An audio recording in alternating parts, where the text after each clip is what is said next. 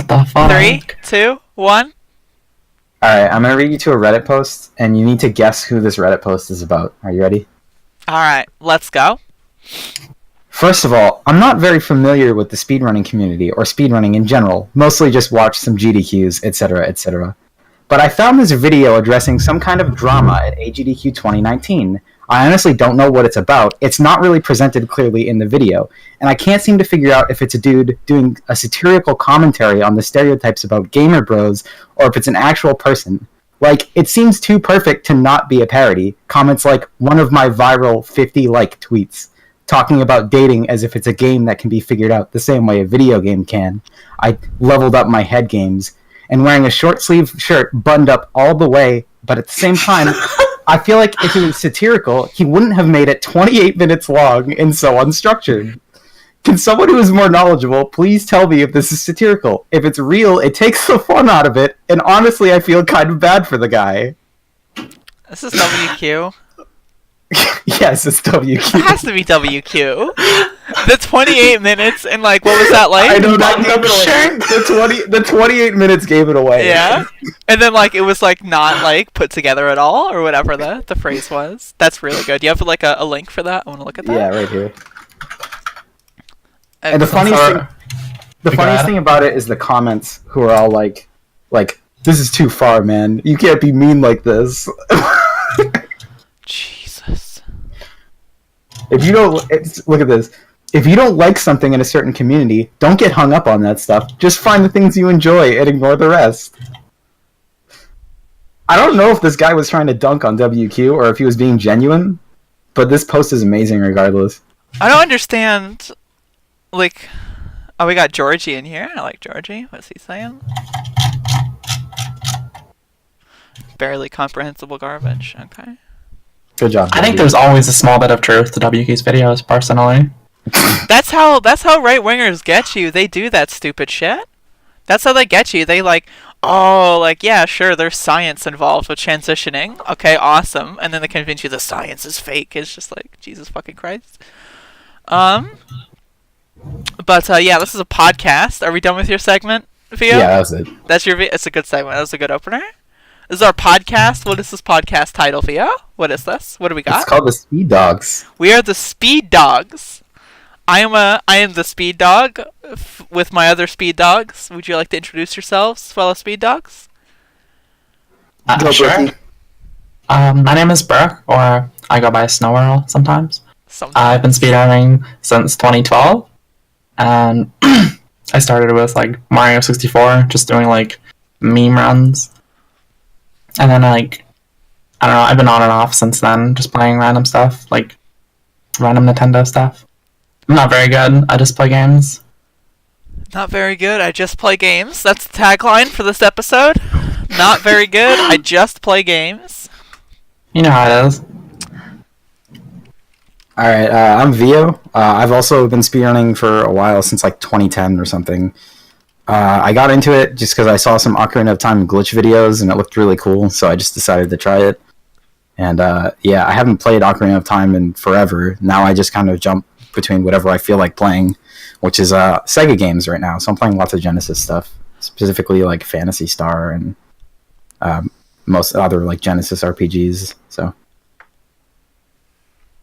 is that it? Is there anything more that I should say? I don't fucking know. It doesn't have to just be about speedrunning. I don't talk about yourself. I suck. At speedrunning or like in real life? Both. Both. Okay. Both. Not to be confused with both, of which is not a word. No. For those of you that don't know, Snow here is Canadian and says both for some reason. I don't say both. I say both. You say both. I've called you out at least 6 times. I don't think there's an L in that word. Both. It's silent. Both. It's silent, no? Anyway, so I am Cyberdemon531. That is my online username. I don't use it much these days. I prefer Andrea because it's a nice, pretty name. So use that instead. Antifa Andrea. Antifa Andrea is also possible. Although that's naughty. That's naughty, Vio. That's naughty. So, yes, I wanted to do a podcast for a while now, and these are the goons that I got to do it with. Basically, this is going to be my platform to talk about things, and then have people, like, in my hug box agree with me so that I look like I know what I'm talking about. And then I'm going to upload these things to the internet, so that way my ideology, the trans ideology, is spread further. And also, I've been speedrunning since 2013. What the fuck? You've been speedrunning since 2012, Snow? And you never told me? Was I supposed to? Am I the youngest speedrunner here? What the fuck? Absolutely destroyed. What the fuck? Might have been 2011. I don't know. December 2011. I thought Brooke was some new fucking 2018 speedrunner. I've never heard of you before, and you've been speedrunning since fucking before I have? What? Perhaps. Wow, that is unbelievable. Jesus. And I thought, I was like, oh yeah, it's 2013. Like, I know Via's been speedrunning, but like, well, actually, technically, hold up. Wait, technicality. Are we getting into this? Yep. Via, Okay. Via, you've been speedrunning since when? 2010. Do you have any proof? Proof is it's unavailable at the current time. Ah, right. Right. Alright, so I am not the youngest speedrunner. Okay. Back on top. Anyway, so so the podcast here is going to be about politics. It's going to be about speedrunning. It's going to be about gaming. Whatever we want to talk about. As far as my introduction, I'm sure people already know who I am. Right? Some famous? Yeah, I know you because I'm on the podcast. I saw you in an Apollo Legend video one time. Stop. You got Goose Band, right? Stop it. Yes, I did. I thought. I fucking banned the shit out of that fucker. Anyway, so I've been speedrunning since 2013. I like the PS1, as you can see in my webcam, because I'm the only one using webcam. These people don't want to. I would use webcam, but like, Theo's not using webcam, so I'm just saying. Call outpost. So I've got the PS1 collection here. I'm a PS1 gamer. I play PS1 games. In fact, I've got a PS1 game right here. I've got Dragon Ball GT Final Bout. Right there. That's a classic. Within arm's reach. That's how much of a gamer I am. So, I'm also a fledgling political commentator, as you can see here by this podcast existing. So, yeah. Do you have anything else to say, anyone? No, that was a good introduction. Yeah. Alright, cool. I also have the Doom 2 UV Max world record, if you didn't know. Kind of a big deal. Isn't there like 5 people that have submitted runs for that? Shut the fuck up! So like really, it's like a 1 in 5. Shut if you just play the game. Fuck up! You. Oh well, I have world records that are harder to get than that I could talk about. Stop, Theo. Stop it. Stop it. You're ruining my show. I have the world record in a game called Exile. I'm the only one to submit a speedrun in it. Exile? Is that what you play when you get like exiled from the community? Yes. Is that the Mist game? No. Well, I have the world record in that as well. Right. And you stole it from that one guy. You easily stole it, and you Oh yeah, lost like him too. no, it was Deln, wasn't it? I think Deln had the record, but like he barely Dylan's tried. Such a bitch. Are we gonna talk about Deln? No, we're not. I don't know gonna enough talk about that. Deln. I'm on speedrun.com. Luis Miguel got a new X5 third place time. Good job, Luis Miguel. Big friend of the show. I've never heard of him. I haven't talked to Luis Miguel in so fucking long. I wonder if he's still complete garbage. There was recently a world record in a game called Eternal Darkness Sanity's Requiem that I watched, and it was pretty cool because I like that game. Wow. Have either of you played that? I'm guessing not. No. I've never heard of that before. It's a GameCube horror game. Wow, that's pretty niche. Awesome. Yeah, so we're gonna be doing more speedrunning content in the future, because we're all speedrunners. We don't really have much lined up for this episode, but we do have a lot of plans. It's just a matter of time before we get them, and there's really no reason to not start the podcast if we don't have everything 100% figured out, which is the glory of having a variety show.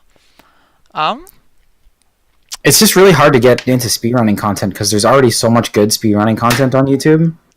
No, from people like Apollo Legend and Glad Jonas, and you're doing a thing, right? Yeah, but we'll be getting the speedrunning content, that's for sure, without a doubt. Also, Yeah, can we? Okay, so we opened up with that WQ clip thing, right? Do I still have that open? What video was this? it was this clip about what's his name, the rapist guy, Chad. Can we talk Chad. about that? Literally named Chad. Chad. Can we just like take this opportunity to like? Yeah, we could talk about Chad. What's even going on with him? I haven't heard anything about that in a while. Is he still claiming? Has he finally shut the hell up? I don't know. He said he was going to sue, and then like went on Twitter and like said she deserved it and shit. So like he's really dumb.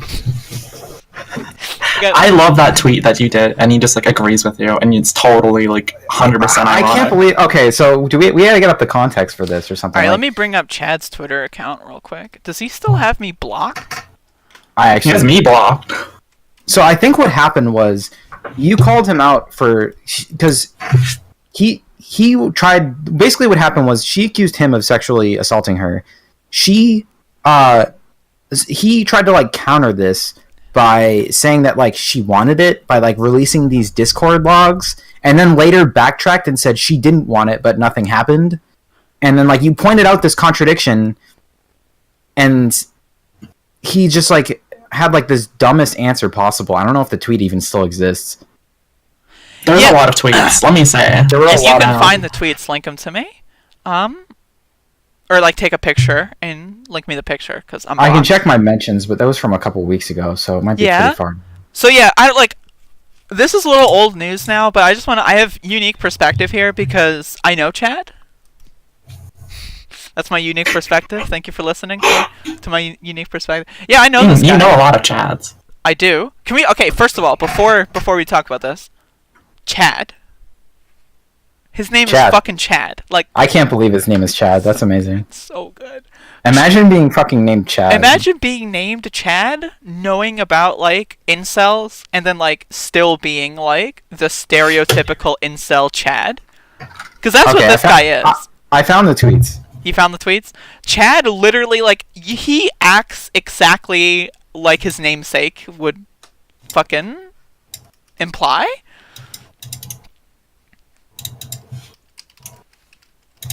So here's the tweet. This was in response to being called out about. Give me a picture of it so I can. Yeah. Oh yeah. You can't look at it. So my ShareX isn't on. So just give me like 2 seconds to start it up. But basically, the context of this was that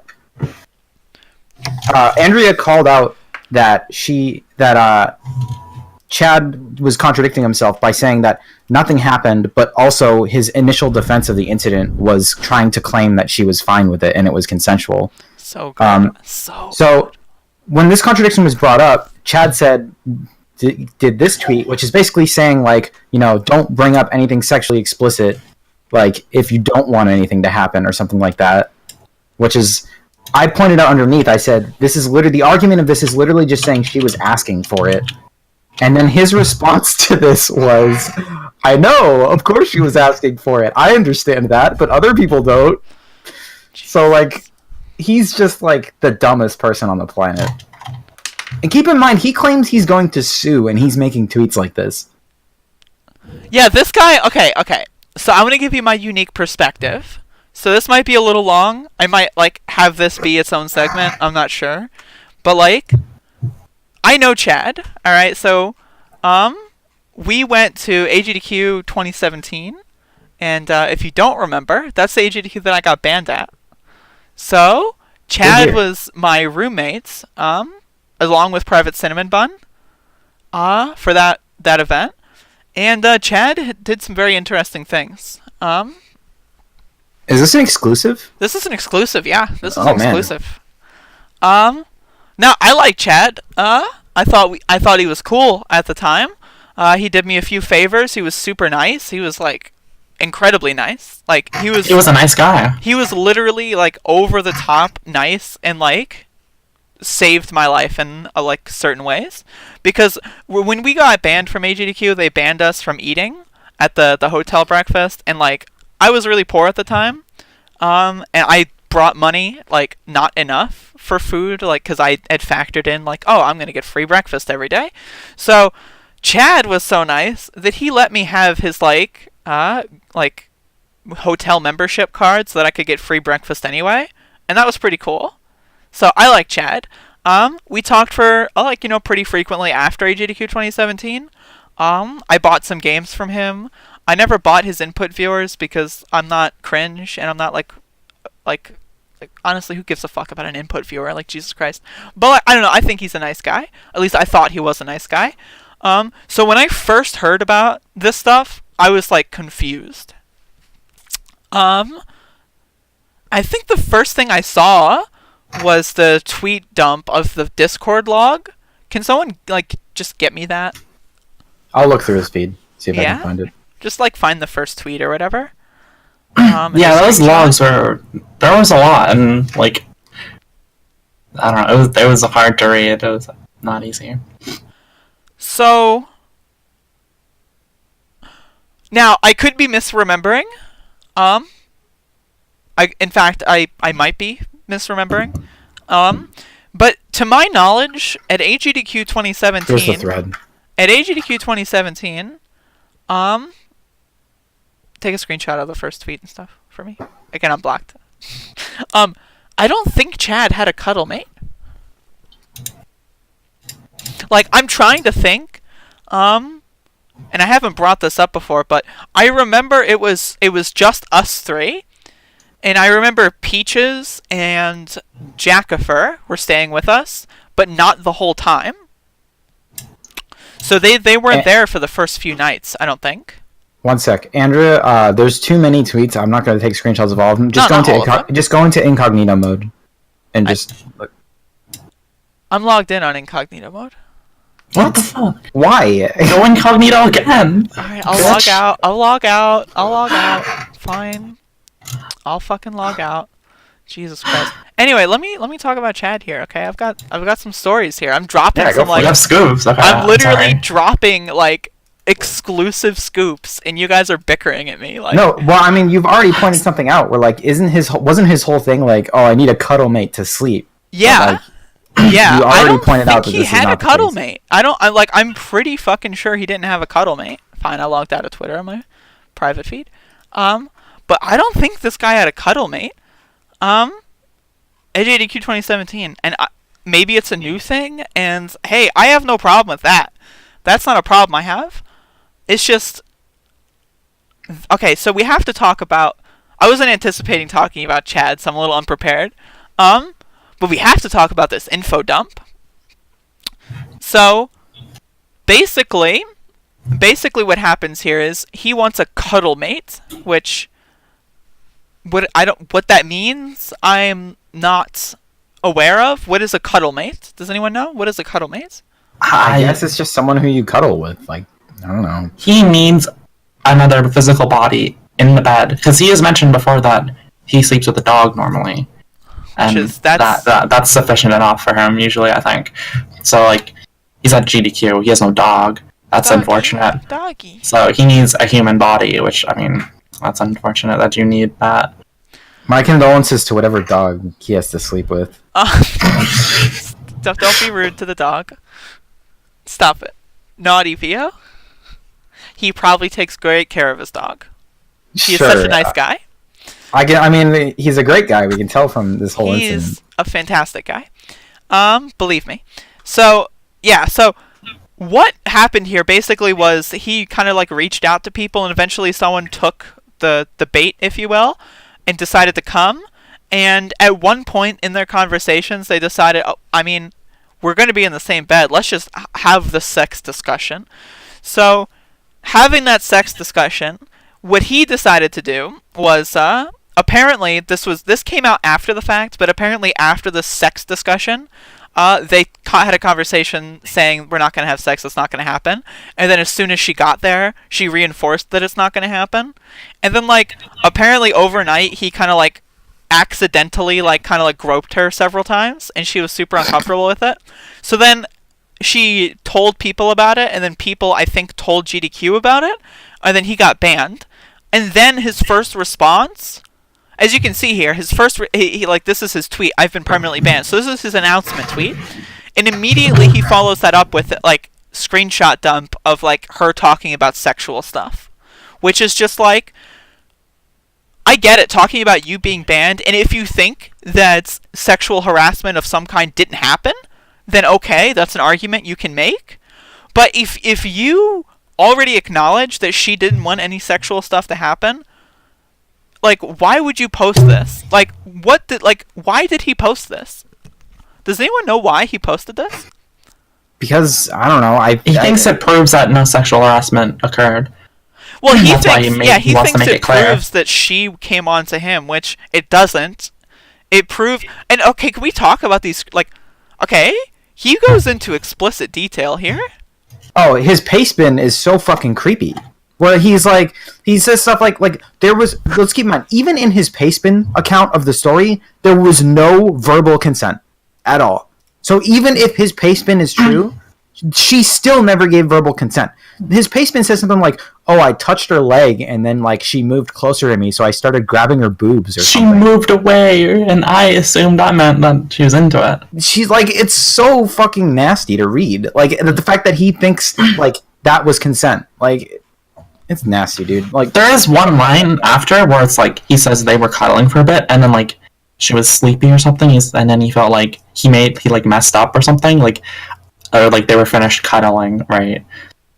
And then afterwards, he just like, I don't know, he got really weird. He said something really, really obnoxious. Like, I don't know about you, but after cuddling, it's like, that was pretty cool. Not like, oh no, I might have messed up.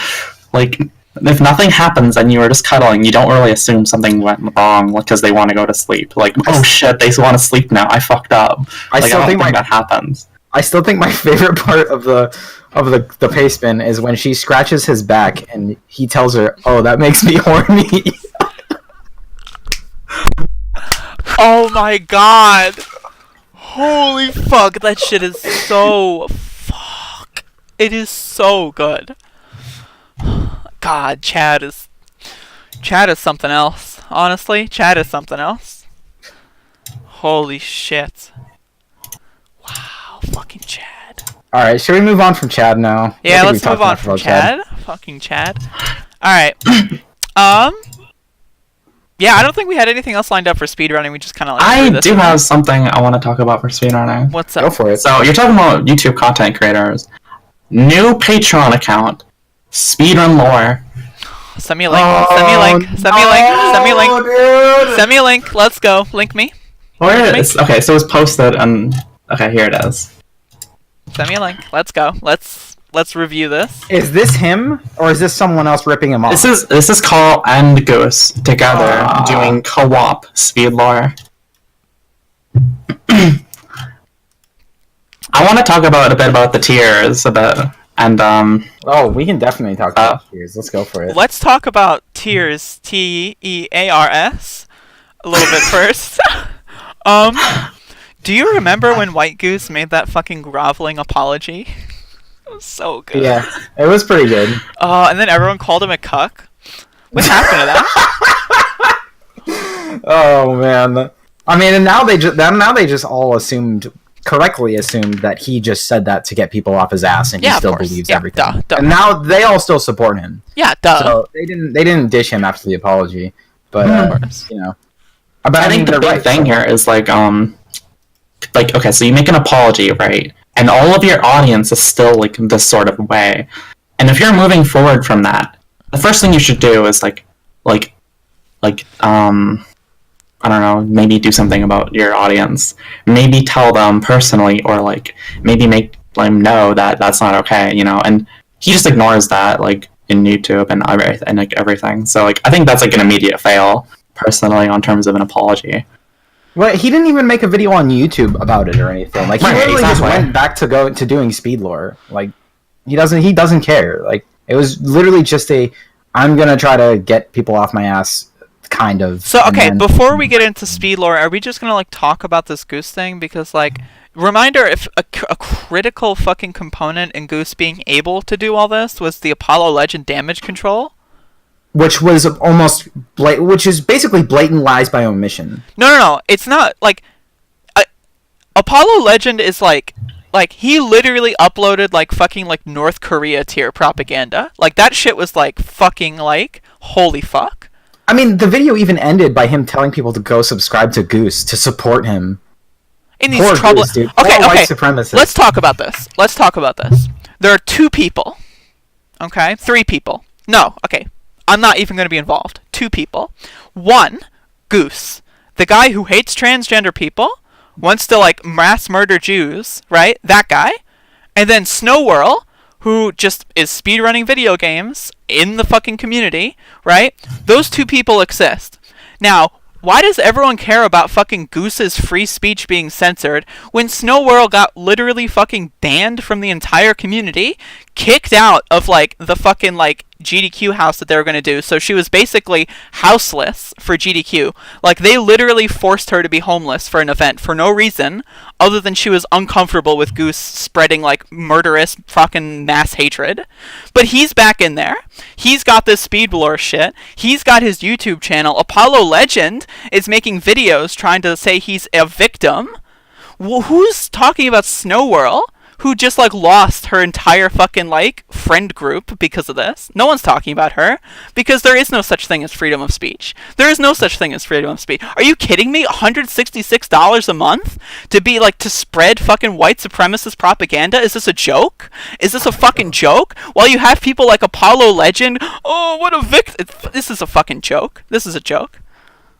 I guess further context here. I was a part of the elite community. I speedrun GoldenEye and Perfect Dark for like, I don't know, maybe 3 or 4 years, and yeah, I have recently like kind of fallen out with that group. Well, they banned you from the Discord because Carl didn't feel safe with you there. Right? Fucking, could you imagine that shit? Fucking Carl didn't feel safe. This is how they do it. This is how they always make up reasons. This is the same reason WQ has this trigger thing. Like, do you know why just coincidentally every person that WQ has in trigger is a trans woman? I wonder why. I wonder why it's just coincidental that every single person all these people talk negatively about are trans people. You know? It's almost like, I don't know, maybe they hate trans people, but nah, that couldn't possibly be the case. I think you just don't like it when people disagree with your opinion. Apparently that's what I don't like. I may not agree with you, but I will defend to the death your right to express your opinion, or whatever the fuck the stupid quote is that all the huge galaxy brains say every time. Fucking Goose's free speech is being censored, my fucking asshole. What a bunch of fucking losers. Anyway, let's talk about Speedlore. I love Speedlore. Yeah, what's up here? That's the only thing that I'm gonna throw a bone to Goose. It's a good show. What? You ironically like Speedlore? What? I don't watch it anymore because he's a fucking jackass. But like, whatever. This podcast was supposed to be a hug box. You were supposed to agree with everything I say, Vio. Do you understand that? I agree that Goose is a shitbag. Do you understand? You can't just say his show is good. Videos. He makes good videos. In the middle of my fucking fiery rants against him, you can't just say his show is good. Dude, he made one Speedlore where like in the middle of it, he like let his mask slip a little bit, and he said something about the Democrats like busing in immigrants to vote. Are you serious? Yeah. That's good. Okay, alright, that's fine. I want to talk a bit about the goals here. So like, yeah. Okay, if he doesn't get any money, he says he will not do any Speedlores, none. So if he reaches 150, yes. If he reaches $150, he will do a singular episode. If he reaches $500 per month, then he will bump it up to like 7 episodes throughout the entire year. That's it for $500 a month. Amazing, dude. I said I like the show, but you realize it's just like taking clips and talking over them, right? It's not difficult. Okay, so $500 a month times 12. I would like to point out that it is split in half for 2 different people, but like still. So $800. So he thinks an episode of Speedlore is worth $857. Amazing. That's what he thinks it's worth. Are you fucking? Is that a joke? Is that a joke? 7 in a year? Dude, I could make a fucking episode of Speedlore by the end of fucking today, and it would be better than... I would also like to point out he ran out of content. Like, he ran out of GoldenEye levels to talk about, probably. So he's just like, I have like 7 levels left. I'm just gonna try to milk it for all I can. Dude, the guy's fucking pathetic. And honestly, can we talk about GoldenEye? Really? You're gonna dedicate your fucking life to GoldenEye? Well, like, every GoldenEye player is like a shitbag, with like very few exceptions. It's really funny. It's hard to, like, I don't know, they're an interesting bunch, let's just say that. Every notable and popular GoldenEye runner, I think, is probably something you could say. Because I'm sure there's tons of people in the elite that just play GoldenEye, don't bother with this shit. Yeah, you're right. Yeah, the people you don't know, like, you won't know about them. Like, exactly. I'm sure many of you don't even know, like, the top-ranked GoldenEye player, Luke Sklar's, which they aren't, like, a big white supremacist. But, like, the thing about them is, like, I mean, they aren't, like, involved in all this stuff, but, like, they still in the community, and, like, they still talk to them, and, like, I don't know, they're really invested in GoldenEye, and, like, they're kind of stuck with all this shit, you know? Like... No, it sucks. It sucks. And that's the thing. Like, why is Goose still allowed in there? They should be gone. Like, I don't want to live in a world where I associate GoldenEye with white supremacy. Like, that's fucking absurd to me. You know what I'm saying? Like, why do I live in a world where when I see an N64 with GoldenEye popping out, the first thing I think of is fucking, oh, let's kill all the Jews. Like, why are these people allowed in the community? I don't understand. The thing is, like, okay, I exaggerated when I said all GoldenEye players are shitbags, but it's not just Goose by any means. No, it isn't. No. The thing is, he's bringing in people, like, so you have these people that watch his Twitch streams, or, like, they have in the past, and, like, he's subtly, like, talking about all this shit, you know, and, like, dog whistles, they're like, 100%. Oh, I kind of want to play GoldenEye too, you know, and then so they kind of get into the community, and, like, these people talk about that kind of stuff, like, subtly too, maybe, perhaps, and so, like, you have this, like, big chain of shit that just, like, keeps on going, you know. Can we talk about how Goose loves fucking the idea of central leadership in speedrunning? Yes, let's talk about this. So let's talk about how problematic this is. So it's so obvious he wants it to be him, though. Yeah, exactly. Now he knows it's not going to be him. But, like, when he was really on this push, he was like, he would, like, describe his run leader, and it was always himself every time. Mm-hmm. It just doesn't work because, like, the way in which, like, every single game is, like, done is just so vastly different. Like, that a singular, like, rule set just does not work. Like, you cannot do that. Like, so Goose literally wants to take control of speedrunning. Okay, that is literally fascism. He's literally a fascist. Like, he wants fascist speedrunning. No, and you, like, I get it. Centrist gamers who might stumble upon this will, like, type in the comments, oh, technically like, no, he's literally a fascist. He wants to control speedrunning, right? He wants to centralize speedrunning. He also is one of those people who thinks you need to have high quality equipment to be a speedrunner, right? He's one of those people. Like, this guy's literally a fucking fascist. And lo and behold, he also hates minorities and women, so, oops. But, like, this is another thing I want to talk about. It's, like, how come in speedrunning people allow, like, why do people allow central leadership in speedrunning? Like, how is that a thing? Like, how are there people like Goose that have power in GoldenEye? Like, why doesn't the GoldenEye community, quote-unquote, just literally fork him out of existence? Like, did they even kick him off the council or whatever it's called? Like, he left, I'm pretty sure. He left the council, so... They didn't... Like, the council... The thing about the council is that, like... As soon as this kind of thing happened, all the good people in the council just left. So, like, it's kind of, like, not really a thing that people, like, the community itself does not really, like, see the elite council as, like, a council, you know? It doesn't really see the, like, benefit of it or whatever. Also, why the fuck does the GoldenEye community have the dumbest names? Like, calling themselves the elite, calling their moderators the fucking council? Like, council? It's literally, this is literally fucking, like, a breeding ground for white supremacy. Obviously. Also, their Discord is, like, it's, like, segregated. Like, you have to reach so many points to even be able to talk in, like, the lobby. Yeah, I found that out when I wanted to go in there and do some cyber sleuthing, but cyber sleuthing? It's unbelievable. It's unbelievable. I was considering actually like picking up Goldeneye and getting like tied world records on a few easy levels or something. What few easy levels now? There's like one. Oh yeah, that's true. But I wanted to like see if I could actually get points and then just like hang out in the Discord and find juicy clips because there's always juicy logs in the Goldeneye community. I feel there's always fucking juicy logs. This shit genuinely makes me upset. Like I'm triggered right now. Like unironically. Like, reminder, we still have that Imgur album of like we still have, like an extra 100 posts that are like good content. Alright, I think we should move on from Goose and the Goldeneye community. I want to fucking pop a blood vessel if we continue talking about this fucking complete fucking slime Great ball show, piece though. of fucking I love garbage. Speedlore. God, Jesus. That's what I wanted to say about the Speedlore thing. How he gets like all of this stuff is like okay. First of all, he's been in the community for like 10 years. Yeah. But the way he actually gets all of it is just he like asks the Discord to like help him and stuff. So like he's just essentially like what's the word, like profiting off of like everybody he literally else's, has other like, people do labor for him. Yeah. Oh, like he doesn't even do his own research for Speedlore. He just goes. No, he just asks for it and like his buddies. Yeah, didn't he like DM him. you because you had a world record or something? And he was like, "Oh, hey, could I?"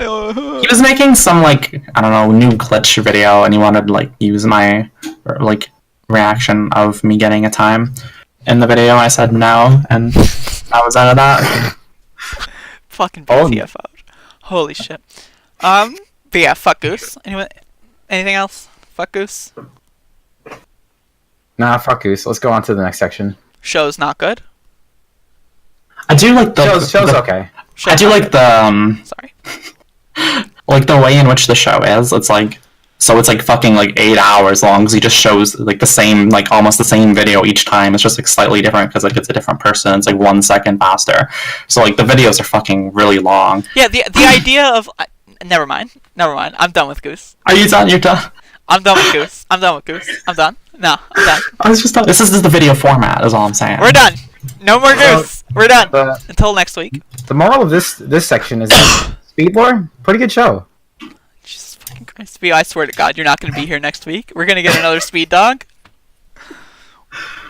You're going to the fucking pound. Yeah, we're going to fucking throw you in the pound and lock the key or something.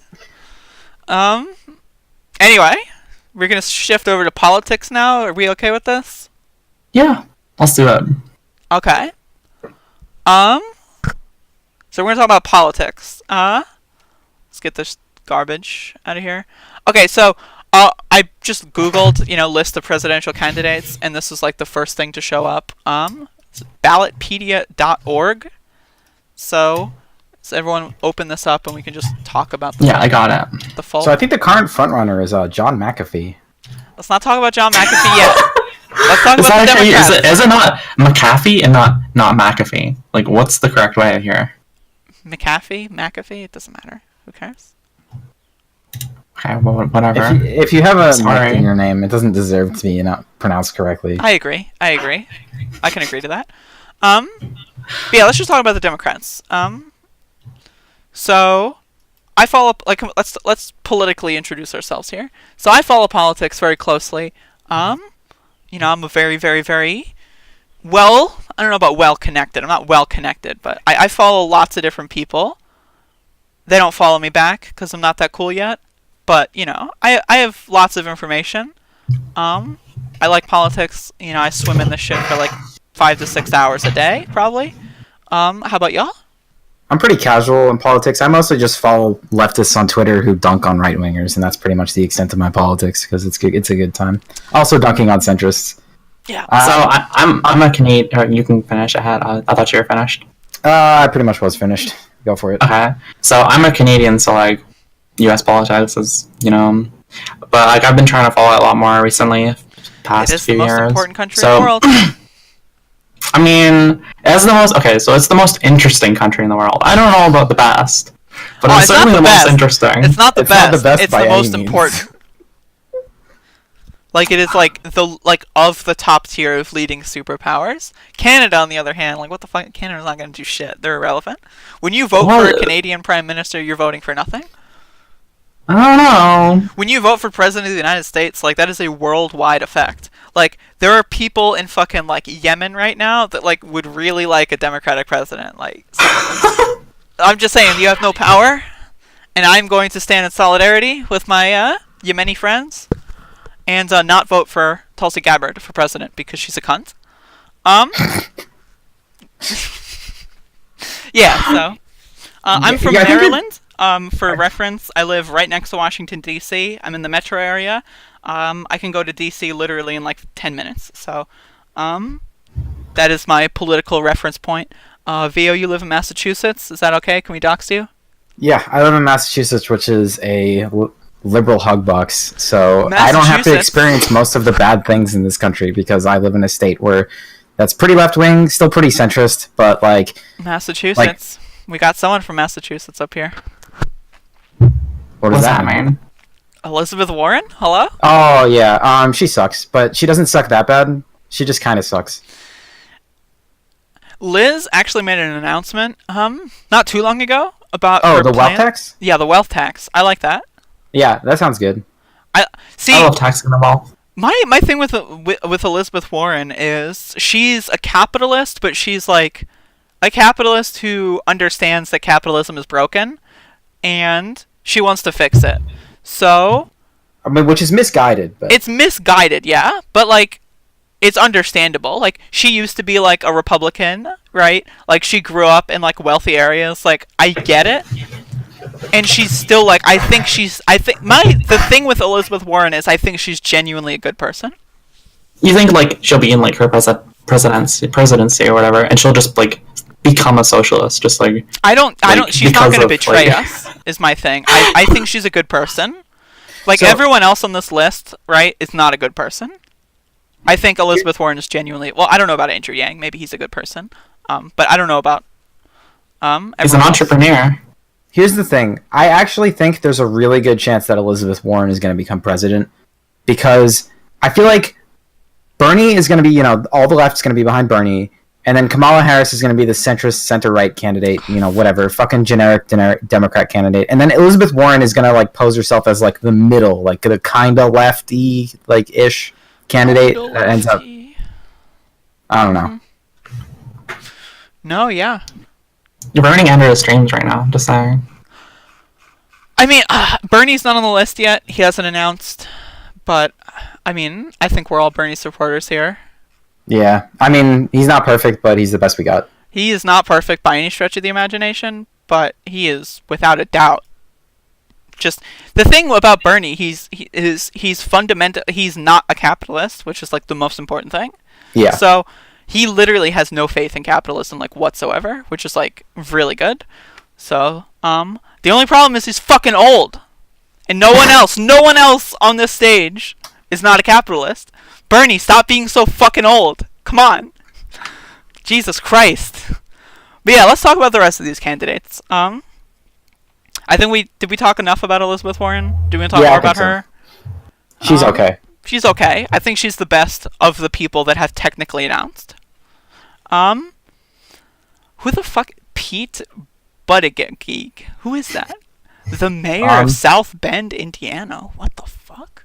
I've literally never heard of this person. South Bend, Indiana. What? Who is this?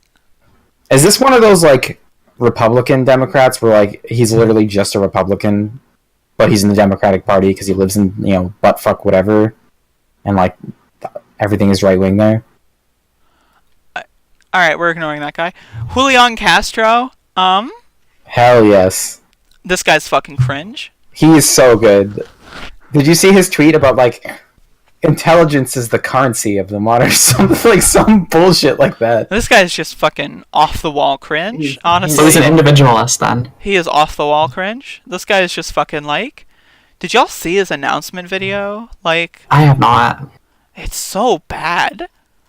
Describe it to me. What is this? What is the announcement? It's not worth watching, but like, it's just him talking about like his past and how his mama and all that kind of shit. And it's just like, can you talk about like healthcare? I feel that. Can you talk about like tax brackets? Like, can we stop talking about your dumbass mom? Like, yeah, sure, I'm sure she's a fine lady, but like, come on, like, this is a serious conversation here. We're talking about president. We're not talking about like leader of the fucking book club. We're talking about president of the United States. Like, come on. Yeah, fuck this guy. John Delaney. Are you kidding me? This is a joke? You representative from Maryland. You should know them. I do. Are you like best friends? I Who do. Why guy? is he Tell running us, for Tell president? us who this guy is, because I don't know. I've never. Why is he running for president? Does anyone know? A reminder: it says filed to run for president on August 10th, 2017. Oh, he's an old boy. Apparently, I didn't know he was running for fucking president. Can I bring up a name that's not on this list? Yeah. Who did announce? Or okay, he didn't technically announce, but he said he's considering. Who? And I think it's hilarious. Howard fucking Schultz. Oh my god. I like his game plan. It's a good game. The executive chairman or whatever of fucking Starbucks. Well, he said he wants to be a centrist candidate.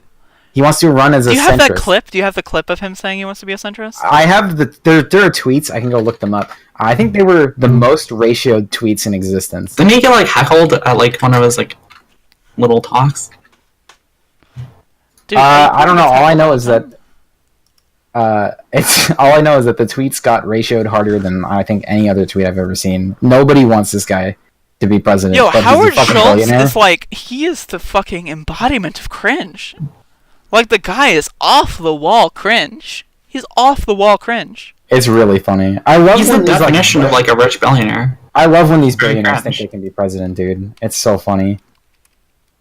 I mean, that's basically what Trump was, and now he's actually is president. So I guess I can't blame them. Yeah, they've seen it. I mean, it happened once. Maybe it can happen again.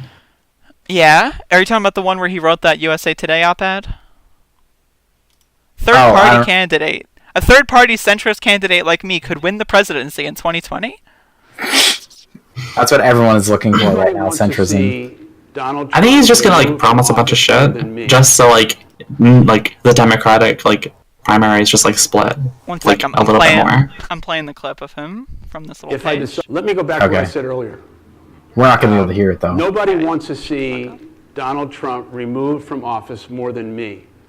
If I decide to run for president as an independent, I will believe and have the conviction and the courage to believe that I can win. I can't answer that question today, but I'm certainly not going to do anything to put Donald Trump back in the Oval Office. Okay, so this video is just talking about how he hates Trump. It's just like, okay, sure. How does he hate Trump? I'm curious here. Here's the thing: all the centrists, all like the billionaires, they really like things the way they are. Yeah, I don't think he actually wants to be president. Like I like don't think that's true at all. The thing is, okay, Trump is moving things too far right, and that people like Bernie are moving things too far left, and they want things to stay the same. Mm-hmm. So that's why they're centrist, basically. Like things are getting too out of control for them. They like control. And they don't want things to like. Because I'm pretty sure, like with Trump president, the stock market is just going wild, right? I mean, everything's been kind of crazy. Kind of crazy, right? Shit fast. So like that's not so good for like billionaires who like want to make more money, you know. They like their nice little stable box where they can just not have to worry about anything. Can we talk about how Howard Schultz only has 9 tweets? Can you link me? Because I was looking for his Twitter and I couldn't find it. Just search Howard Schultz, you'll find it. It feels good to be here. My hope is to share my truth, listen to yours, build trust, and focus on things that can make us better. Jesus fucking Okay, are you ready? Yeah. Howard Schultz tweets, I love our country, and I am seriously considering running for president as a centrist independent. 4K retweets, 46K replies. Unbelievable. Really good. Legendary ratio. Not logged in, I forgot. I was gonna just give him a cheeky reply, but you forced me to add log to the out. ratio. Well, we'll do it later. Every single one of his tweets has like a lot more comments than it should have. 531 retweets on this one. That's the special one. He's got my vote now. Can't change it. I don't know. Who does he think he is? I just don't get it. I don't think he knows. Every billionaire thinks they're fucking Jesus. Like, the thing is with billionaires is like you don't need to be anything. Like you have money, so you can just pay people, and like all of a sudden people are talking about you. So, but yeah, are we done with Howard Schultz? Yeah. Yeah. I think they're done with themselves. That's all. I think so, Howard Schultz. yeah. I think they're just done. Yeah. I want to talk about Tulsi Gabbard. I don't know enough about her. I just know she's really dumb, and she claims to be anti-interventionist, but is also like pro-Yemen. Like, I don't know, like pro-Yemen war, like shit. So, okay, I am very interested in learning more about Tulsi Gabbard. I've gotten some very interesting information from her as of like a few days ago, and I haven't done my full research yet. But she has this very interesting belief that I have yet to see any kind of like specific counter evidence on. But she said relatively recently that okay, so back in the day she used to really hate gay people.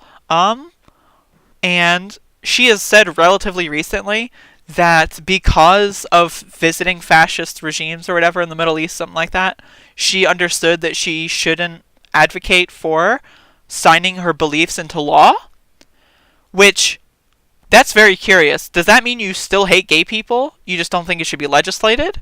Or does that mean you changed your mind? Because before, when I first heard that she hated gay people as like 20 years old, I was just like, whatever, who cares? Like her record is, not horrendous on things to my knowledge. And again, I'm still looking into her.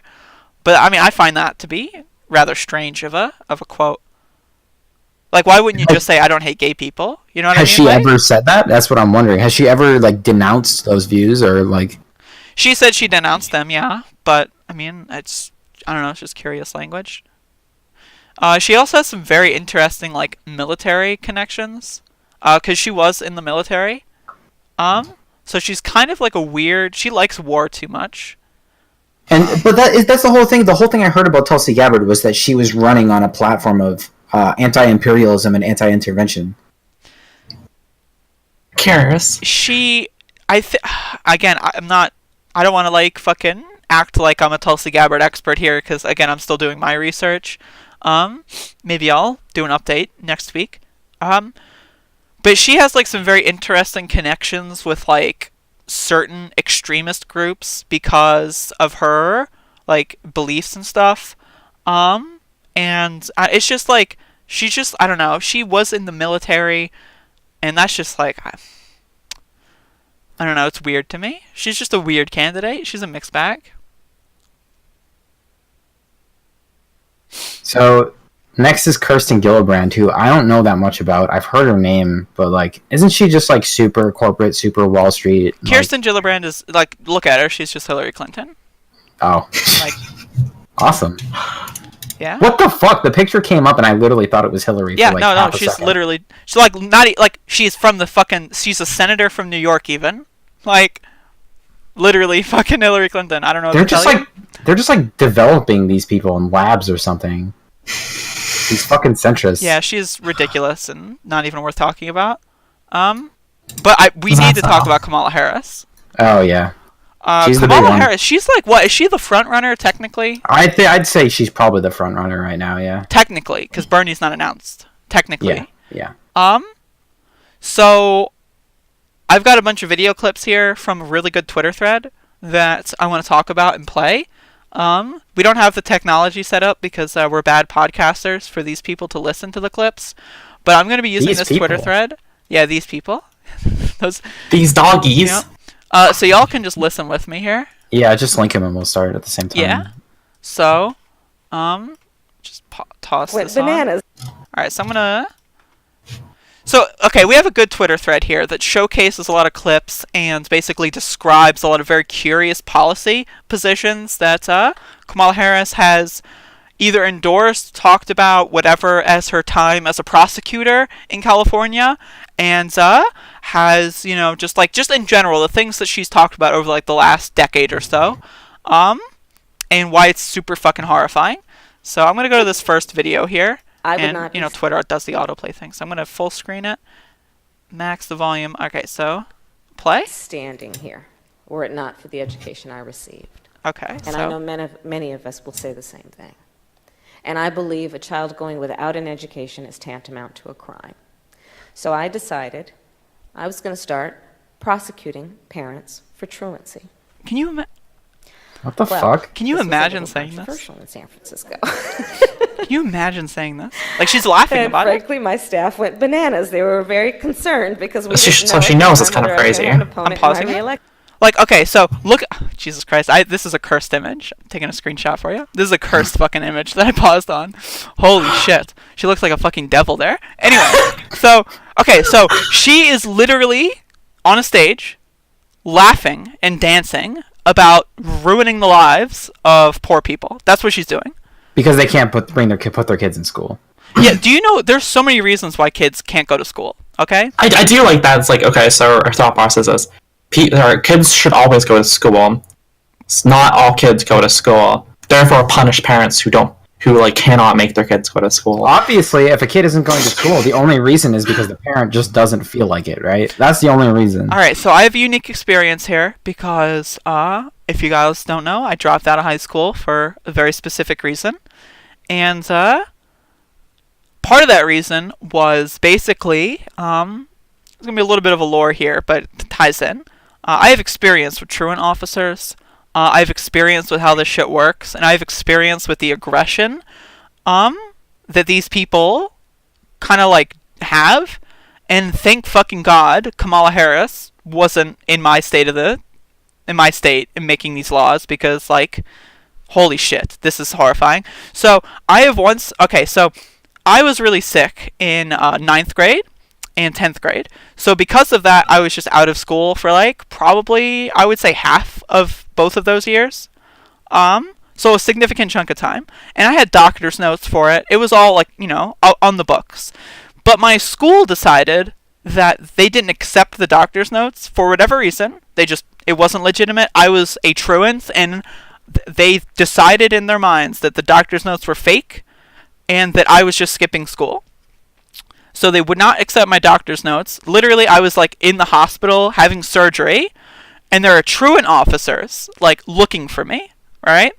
So I've had at one point when I was like 14 years old at home recovering from surgery, a truant officer nearly breaking into my house trying to like question me to see if I'm skipping school. So these people are fucking aggressive, okay? You don't understand the joy that someone gets when they have the authority to like just like basically break into someone's house. And if you give them the authority to arrest the whole family, that's absurd to me. That is absurd to me. So like there are so many problems with the school system. If your solution to fixing the school system is to arrest the parents of children that aren't going to school, then you are not only on the wrong fucking like side of the equation, you're just you're handling some other fucking mathematic language, because it's not, you don't do that. This isn't something that a human being does.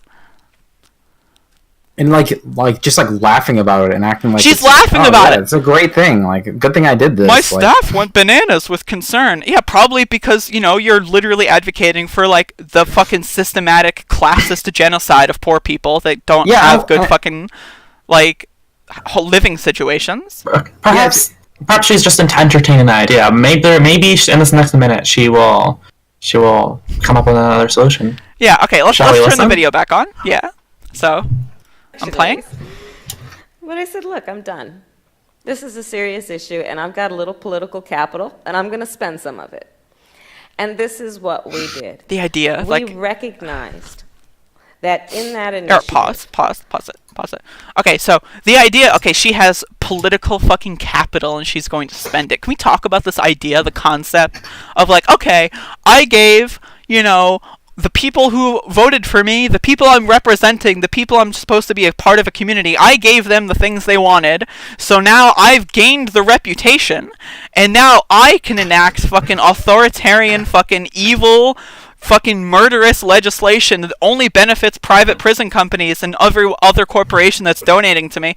I've done my duty. I've helped you guys for long enough, so now I can start destroying your families, and it's okay because I did this thing 3 years ago that you thought was pretty cool. Like, no, that's not how it works. When you're a fucking politician, you're elected to serve the fucking constituency. You're not some weird free-thinking agent that just like, alright, I'll serve them for a few years, and then we'll just level up and serve the, like, that's not how it fucking works. You don't spend political capital. What is that concept? Does anyone know? It's like a video game. Like Leveling up. She's prestiging right now, and she's prestiging! She gets like a bonus point. She can put it into one of her classes.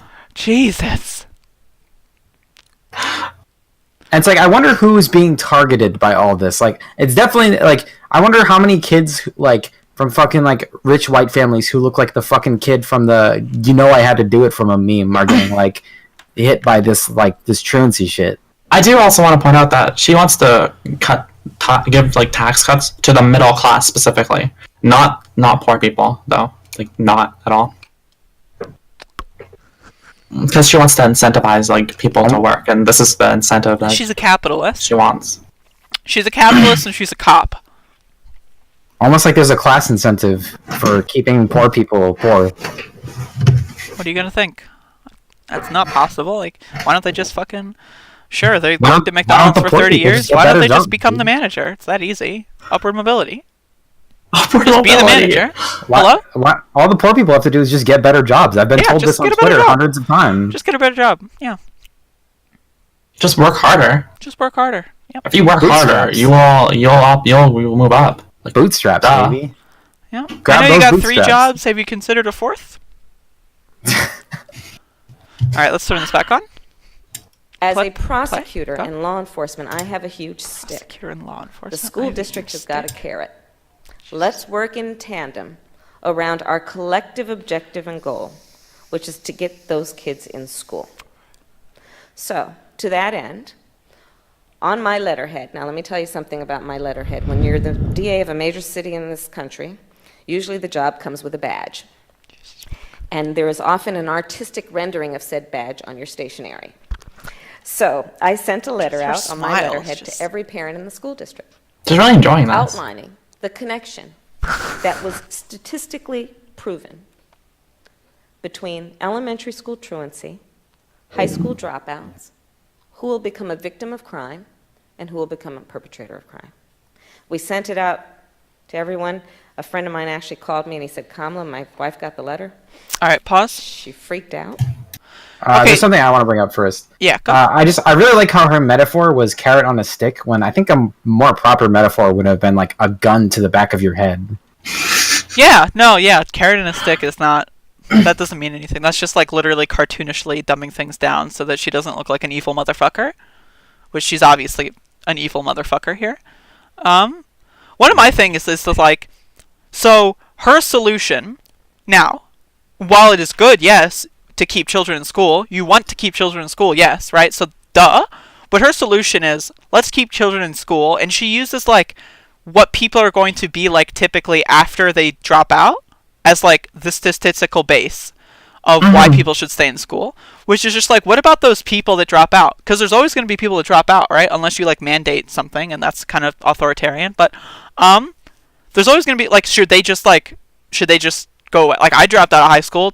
Am I just a statistic? Do I not matter? Just for the rest of my life, am I just like should have stayed in school? Otherwise, like Kamala Harris, like what does that mean? Like, hello? Look, those decisions you made when you were 16. I mean, if you made the bad choices when you were a fucking kid who didn't know any better, I'm sorry. I didn't even make a bad choice. I literally fucking got forced to drop out so that truant officers wouldn't fucking arrest my family. Like, that is why I dropped out of high school, because I had surgeries when I was in 9th and 10th grade.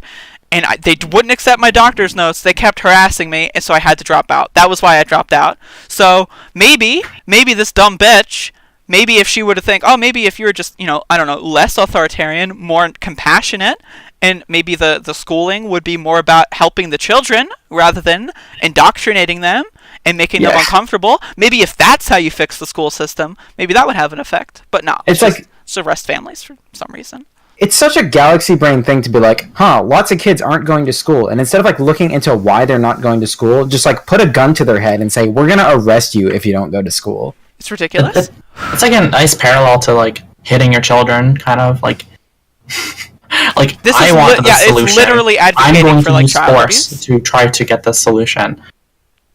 And then okay, so let's examine this aspect. So now the parents, right? Who probably, like, if they're poor, can barely keep their fucking household, right? Now they have to worry about going to fucking prison, right? So while they're at work, they have to have fucking anxiety attacks over their fucking child forcing them to go to prison, right? Like, and like, so you send the parent to prison for, I don't know, 6 months. They're gonna lose their job, even if it's for like a week. They're gonna lose their fucking job. They have no job security. So what does throwing these fucking parents in prison even accomplish? Like, it's absurd, and it also just sows discord in the family. Like, if a parent is upset at a kid because a kid's not functioning well, and not every parent is going to be a compassionate scholar in fucking psychology. They're not going to understand how a child probably has other, external factors, making them uncomfortable and other stuff. And then also it's a systematic problem where maybe, their child gets picked on at school because of something, and it's just like there's so many factors here, and it's just putting all of the blame on the parent is just absurd to me. And this is always what's the definition of a kid here? What is the definition of a kid here? Anyone 18 or younger?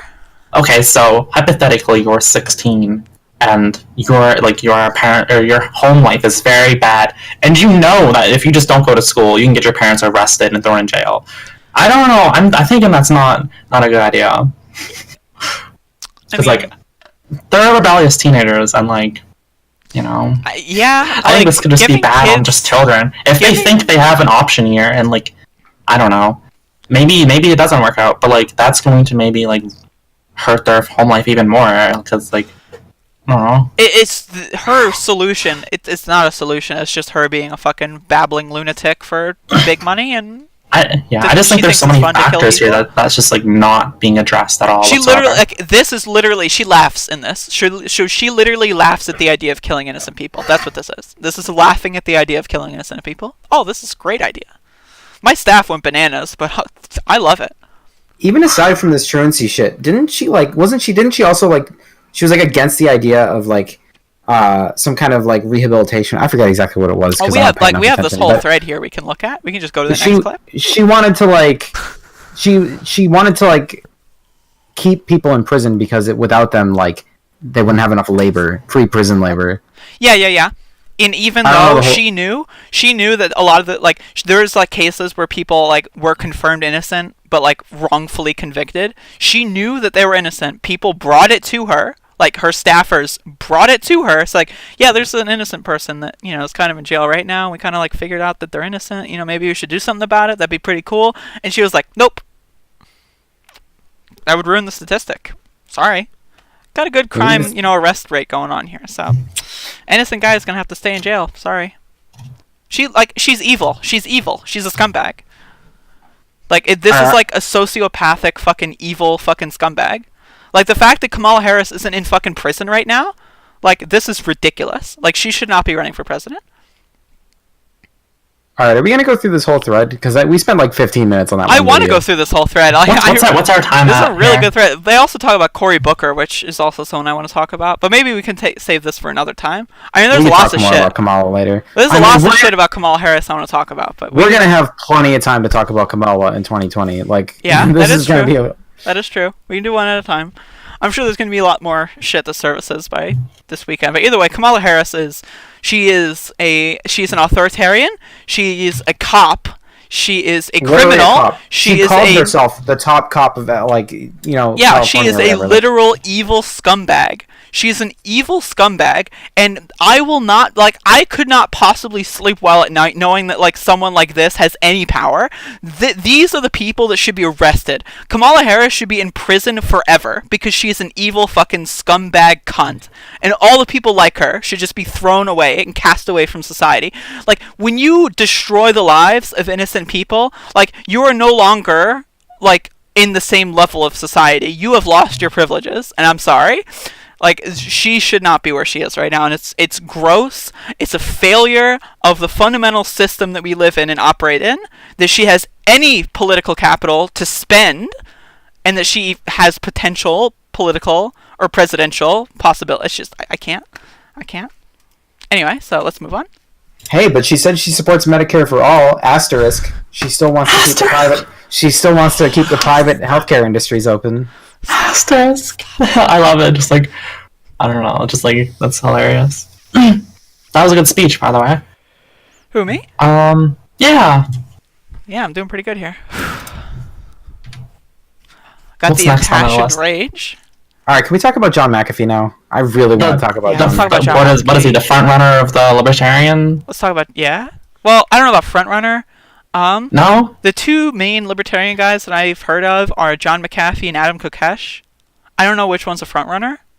But John McAfee's fucking God. Yes. I love this man. Okay. He is so good. So, which one are we? What link are The we video. clicking first? The Video. So, let me get this loaded up. So yeah, John McAfee is currently running for president as a libertarian, right? And so I'm going to load up this video and we'll watch it in a second here. But so John McAfee is running for president as a libertarian.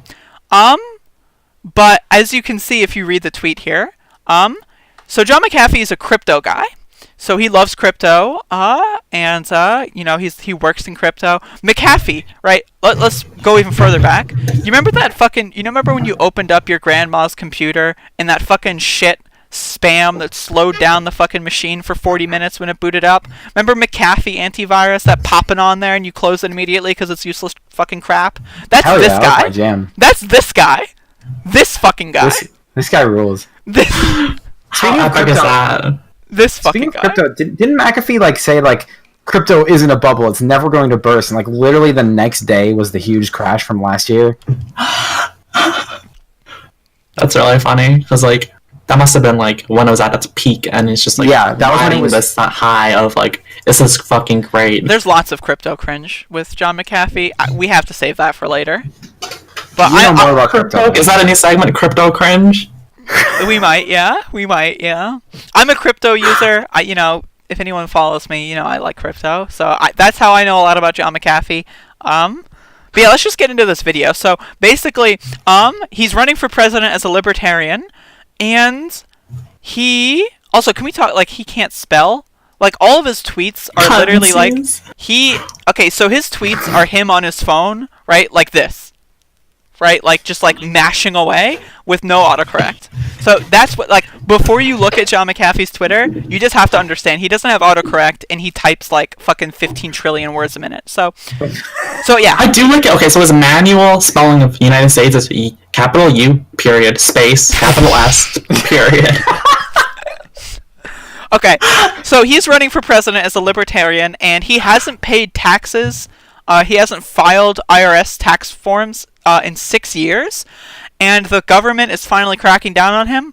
So keep in mind, he is running for president, okay? So this is his video announcing on the 22nd of January, announcing that he is now in exile. So he's on a boat in international waters. So as you can see, if we scroll down, he is in international waters. Okay, it is confirmed. John McAfee, international waters. So let's watch the video. So 3, 2, 1, play. January 22nd, 2019. This guy is For so 2 fucking years, cool. I've been speaking at conferences around the world and writing and making videos about the fact that cryptocurrency will at some point come head Why to is he head spinning with his drink? governments. Why? Because when privacy coins are widely used, governments will no longer be able to collect income taxes, meaning governments will have to shrink and find new means.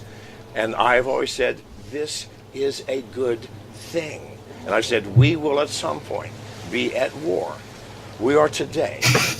Look how look at this I have war. not paid taxes for 8 years. I've 8 made no years. secret of it. I have not filed returns. Every year I tell the IRS I'm not filing a return. I have no intention of doing so. Come and find me. Not illegal. Today, January 22nd, the IRS has convened a grand jury in the state of Tennessee to charge myself, my wife, Mrs. McAfee, 4 of my campaign workers with unspecified IRS crimes of a felonious nature. Felonious nature. They want to silence me. I will not allow that. I am running my campaign in exile on this boat for the duration. I will not allow them to imprison me and shut How are my voice libertarians down. so Which they will do epic? immediately. Why? I am a flight risk. Obviously, I am in flight. I will be putting videos out every day. Today, many, to explain to you what has happened. Today, crypto community, we are at war. And I am on the front lines. And I'll be saying more later. Thank you. I'd like to point out that it actually is McAfee. So, there you go. Okay, McAfee. Fuck. This is such a good... He is... Oh, God. This is one of the best videos I've seen on the internet. It Just is... like the whole... the flags in the background. The flags in the back. I'm in exile, but I have like 50 flags on my boat. The flag in the left flag like isn't even moving. It's just like hanging against the fucking like railing.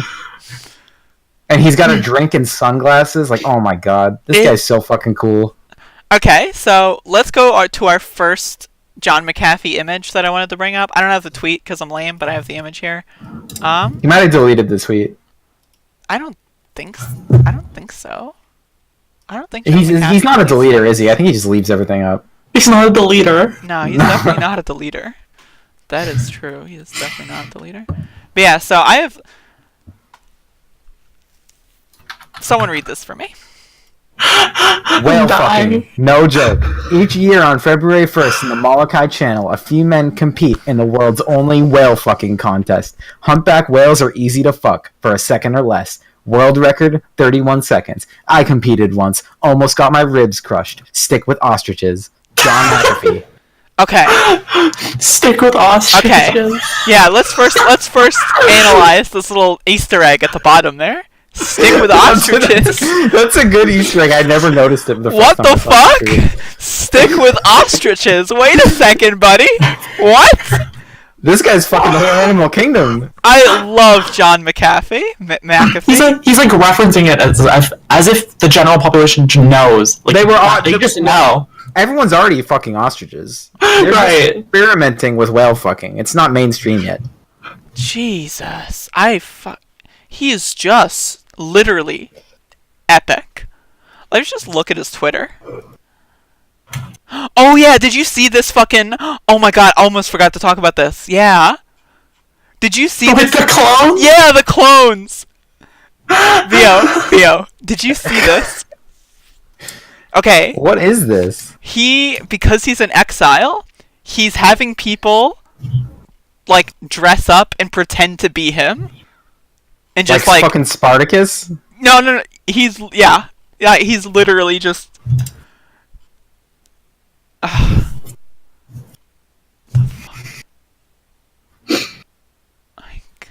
Yeah, that's something. That's one way to like really gain some ground in the presidency. Also, what a good picture of him. Frosted tips are a great look when you're like 80. Wait, what? His hair in this fucking picture. Oh, the first one?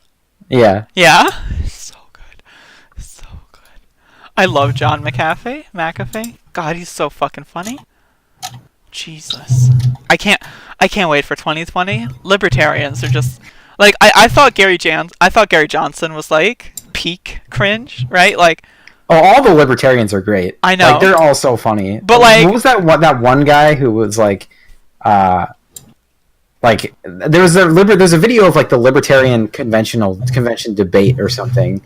And everyone there was absolutely nuts. And there was the one guy who, like, they were talking about how, like, you shouldn't need a driver's license to drive a car. And Gary Johnson's like, I think maybe people should need some testing before they drive a car, and got fucking booed by everyone. I personally think Andrea would be a great driver and should be able to drive right now. Very good. God, libertarians. I can't wait. I can't wait for more libertarians. They rule. They're just so good. Oh God. Fucking, I'm running my campaign from exile. Speaking of exile, play Exile, Myst 3. It's a great game. You wish. Anyway, what are we talking about next? Next on the list? The Holocaust Memorial Day thing. Or, wait. Next on the list, no, this is the Japan Force Transition. Japan, right. So this headline's actually misleading because apparently this is something that's been going on for a while, and it just got upheld in court. Right, it's a Supreme Court upholding the law. That's what happened recently. So they're doubling down essentially on sterilization. Yeah. Can we just on before we talk about how this is obviously a human rights violation that's despicable. What does that mean to sterilize before transition? I think they're forcing you to get some kind of surgery. There's some kind of surgery that they're forcing you to get before you're allowed to change your gender on like forums. Really? Okay. Yeah. Right. So you must get genital reassignment surgery before your gender marker can get changed. I'm not sure how perhaps like hormones would work or whatever in Japan though. Maybe you're not allowed those either until you get the surgery. Yeah, they probably don't prescribe them unless you've. But don't you need shouldn't you have HRT before doing any surgery? I mean, that's generally how it works over here, right? Like, you don't get the surgery until you've been on HRT for a good amount of time, right? I don't. It's like kind of doing it backwards, just jumping head first, you know? Yeah. I know this is it's despicable. Honestly. No, what I really wanted to talk about was that I just love the online right because they always, the biggest thing about the online right is, oh, you call everyone a Nazi, you call everyone a fascist. But if you look at the replies to this, there's so many anime Nazis talking about how, oh man, Japan rules, Japan's the only good country left, and it's so you're trying to tell people that you're not a fascist and you're not a Nazi, but you are in fucking support of eugenics, literal eugenics, talking about how great it is. You want to use eugenics to breed out LGBT people, but also. Don't call me a Nazi, please. I love anime. It's just fucking. It's just. Anime Nazis the fucking worst. Yeah, not much to talk about on that one besides the fact that it's. I'm a little uninformed, but it's just that kind of thing is just really gross, you know? It's such a step back. Or I guess it's not a step back. It's it's so far down that I don't know. Well, Japan sucks a lot. I'm not as if we wanted a Japan consultant, we'd want to talk to Doggy. But I'm not that familiar with Japan, but I know they have a ton of problems similar to what we have. I think nationalism there isn't as aggressive as it is over here, but there still is a lot of racism. And there's they have a ton of issues with there was a recent article about a tennis player who's I think half African, half Japanese, who's been doing really well, and they recently made a commercial featuring her, a Japanese commercial featuring her, and they just changed her to be just totally white. So it's just they have a ton of problems with a lot of stuff in Japan, but I'm not really qualified to talk about it. I do like how the online right just loves Japan. They love the fucking just the whole idea of Japan. They're just all over it, you know. I just think that's so weird. Well, it's because of how homogenous Japan is. They see that as I want that in America with white people, or you wherever, you know. Yum. Jesus fucking Christ. We can move on. There's not a lot to talk about with this. Probably shouldn't be looking at a fucking right-wing anime Twitter account on a fucking podcast, because I just scrolled down and there's fucking barely dressed anime women. Anyway. I'm gonna have to edit this fucking shit now. I don't actually know. I scrolled up too fast. Alright, so we're talking about this shit next? The Holocaust deniers. Yeah. And not just Holocaust deniers. Are just we watching the video? Outright people not knowing anything about the Holocaust is apparently quite common. More than 2.6 million Brits are Holocaust deniers. What does that mean? I guess we should read the article. But seriously, what? I think it's a myth, it says. So no even question about the denial there, because sometimes Holocaust denial, a lot of things can be classified as Holocaust denial, But in this, it's literally just they think it didn't happen. Yeah, like there's some people that think like, oh, it's exaggerated, which is just like, still cringe, but like it's not outright denying the Holocaust altogether. But like it says further on later that 8% of British claim that it's exaggerated. But that's not part of the 2.6 million that just think it's not in existence whatsoever. 1 in 5 said that fewer than 2 million Jews were murdered. So there's a lot of denial in many aspects, but like 2.6 million outright think it's a myth. Mm-hmm. Wow. And 45% just have no idea. Yep. So they're like asked, how many Jews were killed in the Holocaust? And they're like, I don't know. Then they don't even like think about it. They just say, I don't know. Like that's just wow. Half the population, or the polling population. That is unfucking believable. Like, is there a poll like this in America? Because I have to imagine it'd be worse. There was one in Canada done. You want to talk about that? Because I don't have the maybe closer to. I don't know. Maybe not really. I put it in the doc here, so I'll open it up. I don't remember the exact numbers, so I'll just take a look here. Is that cbc.ca? Yes.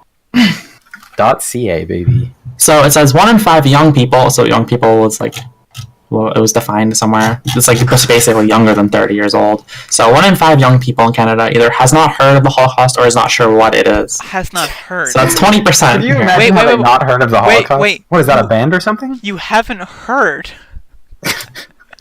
Like, okay, imagine you're like 26 years old and you just find out about the Holocaust.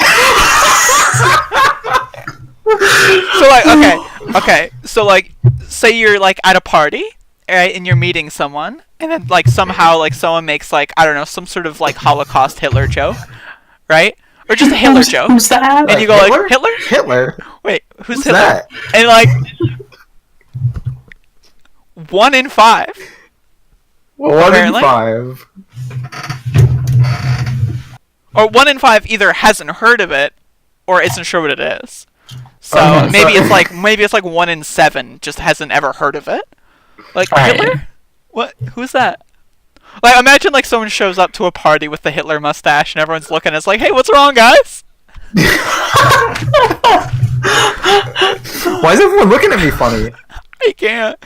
What if someone what if someone finds like the original like Buddhist symbol for like what the swastika was based off of and is just repping that shit, like they get it tattooed on their forehead or something. It's like, isn't this awesome, guys? Check this out. Hell yeah, this is pretty cool. Oh my god. Like how do you not know, like how if I can kind of maybe understand hearing about it, but never like looking into it. Like that's still obviously absurd, but like never hearing about the Holocaust for 30 years. What the fuck? Night of Broken Glass? Oh, you mean Friday nights at the bar? Especially in 2019 political zeitgeist. Okay, so there's another little excerpt here at the bottom, which they say, few Canadians believe there are many neo-Nazis in Canada, while nearly half think there are many in the United States. In fact, on per capita basis, the two countries have roughly the same number of neo-Nazis. I really don't like this like Canadian like elitism towards like, oh, we're so much better than the United States, when it's you kind of are on so many like levels that like Canadians and Americans are like a lot similar than they think. Culturally, so I think culturally Canada and America are pretty much identical for the most part. So maybe like slight variation in sport stuff. Yeah. I mean, it's just like it's like honestly, it's shocking, as this headline subtext says. It is shocking. This is shocking. I can't understand how humans function in this fashion. On a positive note, it says more than 80% of respondents believe all students should learn about the Holocaust in school, and 85% said it is crucial to keep teaching about the Holocaust so it does not happen again. That to me actually sounds the negative more part. That's like 20% believe all students did not learn about the Holocaust at all. Yeah, so that's kind of bad. That's how I read that. 1 in 5 people think the Holocaust should not be taught about in school.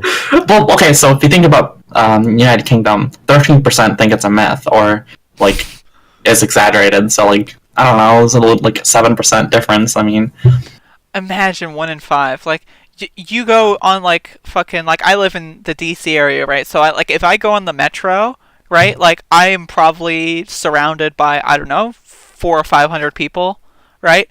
1 in 5? Like, that's, like, yeah, sure, 20%'s not that high, right? But 1 in 5, though, like, that's absurd. Like, imagine, like, looking around outside and just thinking to yourself, that guy's never heard of the Holocaust. Like, this is a new game we should play. Like, whenever you're touring a new city, right, just point at that one. That one has never heard of I guarantee you. Look at that guy's hair. There's no way he's ever heard of the Holocaust. Like serious. 1 in 5. Like, this is, like, that's great chances. Those are good odds. Like, seriously. 1 in 5? Holy fuck. I'll try to find the age range here just so maybe it's put into a bit more perspective. Jesus fucking Christ. 1 in 5. 1 in 5. Unbelievable.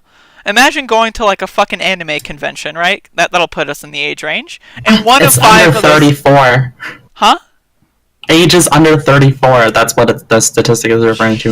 22% have not heard about or are not sure if they have heard about the Holocaust. The full, for everyone, I think, are, like, I don't know, it says 15% of Canadian adults and more than 1/5 of Canadians under age 34. Okay. I think an underrated Easter egg here is the Canadians who have heard of the Holocaust but don't know what it is.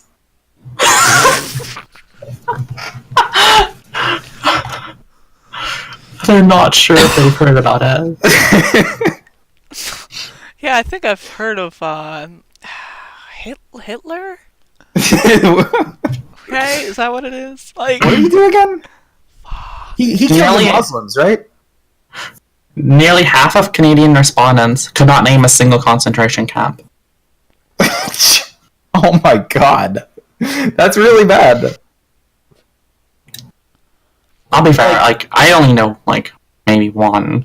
I mean, yeah, I Like, don't know if that I've many, heard but of other ones that I'd be If like, you oh, I have- remember like, that. the way I But say off the it, top of my head, like, you should know at least one. you should who know has Auschwitz. ever heard of Auschwitz. Auschwitz? Yeah, you should know Auschwitz. If you don't know Auschwitz, I mean, I couldn't really name any of the other ones off the top of my head either, but fucking Auschwitz is just obvious. Mhm. It's unbelievable. Like, just never hear, like, it's just unbelievable. Like, fucking Western civilization is just fucking burning to a ground. Jesus Christ. God, I hate white people. I agree. Western civilization sucks, and we should all move to Japan. Yeah, It's burning to the ground, just like the Amazon forest. burning to the ground, just like Mega Man X7. Oh dear. Good gamer reference. That was a very good gamer We had to reference. get a gamer reference in here. We are gamers, so. Jeff Bezos gives a pitiful amount of his $160 billion charity fortune to charity. Sorry. Alright, we're moving. Moving along. So Bezos, I'm a big friend of this guy. Yeah, don't you work work in for Big Amazon, Pal. Via? I, Are you, I work for this guy. you're an He's Amazon really cool. drone. Is that correct? He's really cool. My favorite part of Jeff Bezos was the part where we used to start our shift at midnight, so we used to get weekend pay because one of our days was Sunday, starting at midnight, and then they moved our shift back by an hour, so we started at 11 p.m. on Saturday instead of midnight on Sunday. And then Jeff Bezos said, "Well, since you technically start on Saturday instead of Sunday, you don't get weekend pay anymore." Isn't I mean I don't get it. Like, what does that mean? Isn't Saturday a weekend? Well, the way they do it is like you only get counted as weekend if you're scheduled to work on Sunday, which I was because I still was working on Sunday, but they were going by the day you start, not the day that you That are is actually so working. bad. So they took away our weekend bonus because they moved our shift back 1 hour. Unbelievable. Unbelievable.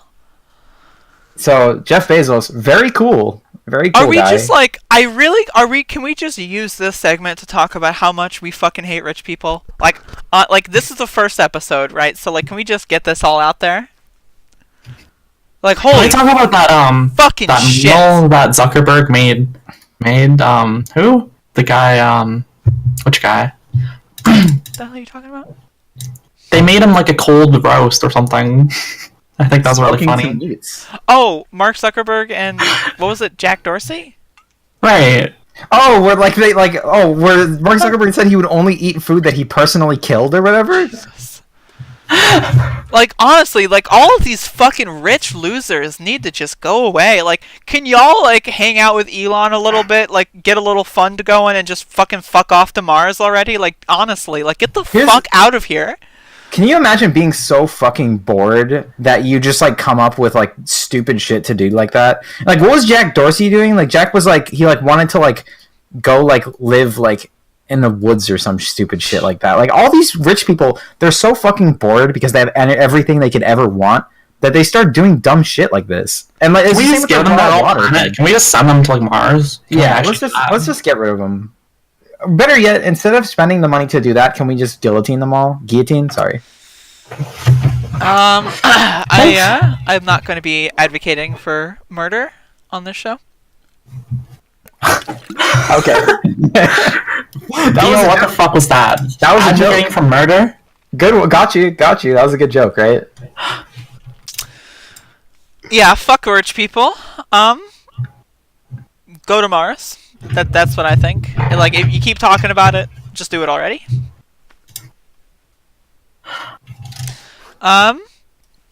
Next, I want to talk about this in relation to the government shutdown. So if you're not aware, the government shutdown is temporarily not shut down. Thank you, Nancy Pelosi. Great work. Thank you. So February 15th is coming up. Like, it's gonna happen. Like, oh god, the next few weeks are gonna be incredible. Anyway, so if you don't know what SNAP is basically the food stamp program on a card. So it's, instead of having whatever shit, it's just on a card tied to your account, and it gets refilled. I think every middle of the month it'll get refilled, and it's usually like, I don't know, like $100 or something around that range, and you use that to spend on food for your family. And so because of the government shutdown, SNAP funding for February, they couldn't get the money. So what they did was they did an additional payout on the 20th of January and basically said, this is all we got. You're not going to get anything for February. Good luck. So, and it's like, it's a net amount drastically less than what they would have gotten if February funding goes through. So they're not going to be able to get February funding. And if the government shuts down again,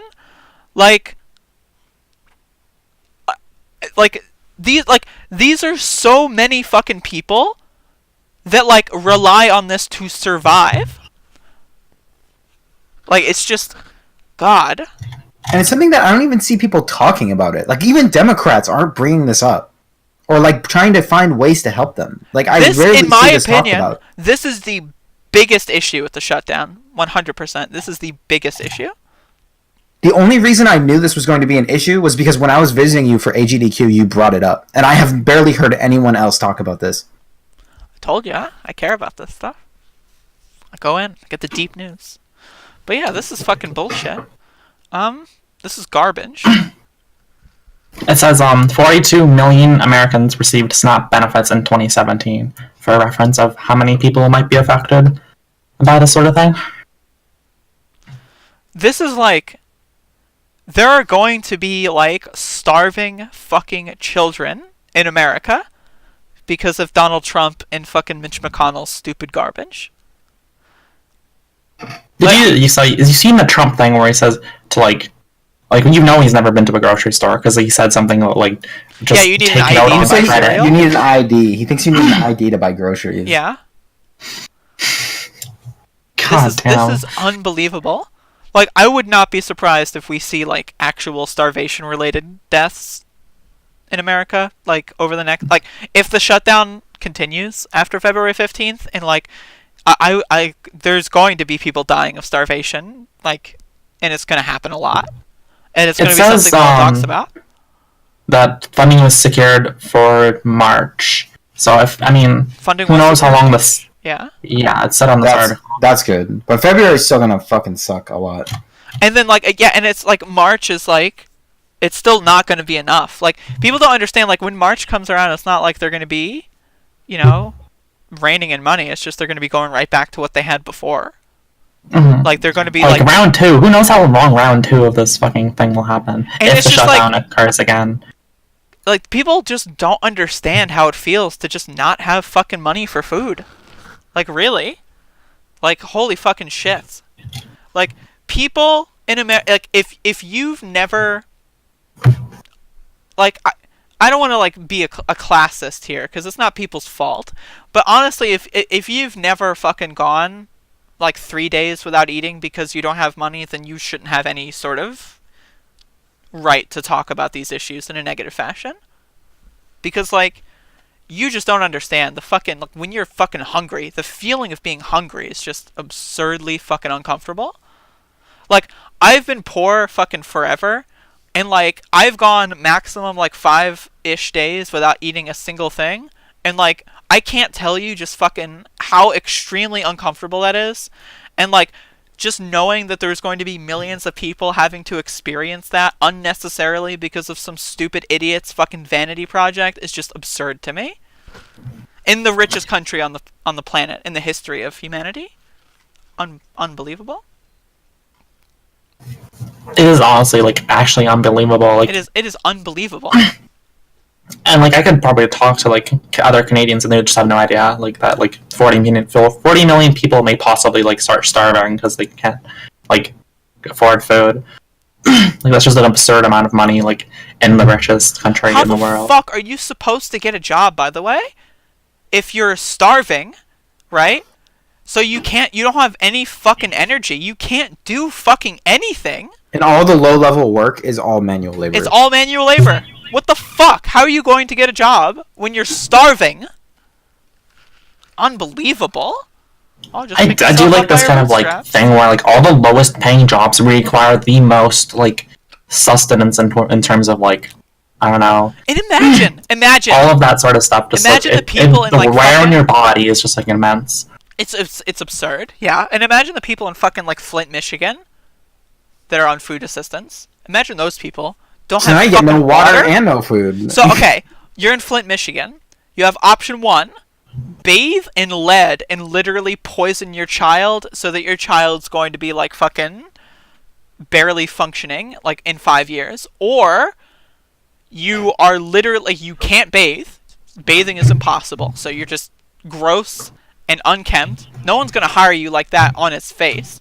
You're starving, so you have no energy, so you can't at least do work. So, like, if there is someone who's like, oh, well, at least, you know, I don't have to look at you or smell you, but at least mop the floor. Like, you know, you can't do that. You're starving, right? And you're fucking thirsty. So, like, that also is factoring. Like, how the fuck are these people supposed to pick themselves up by their bootstraps? Can someone explain that to me?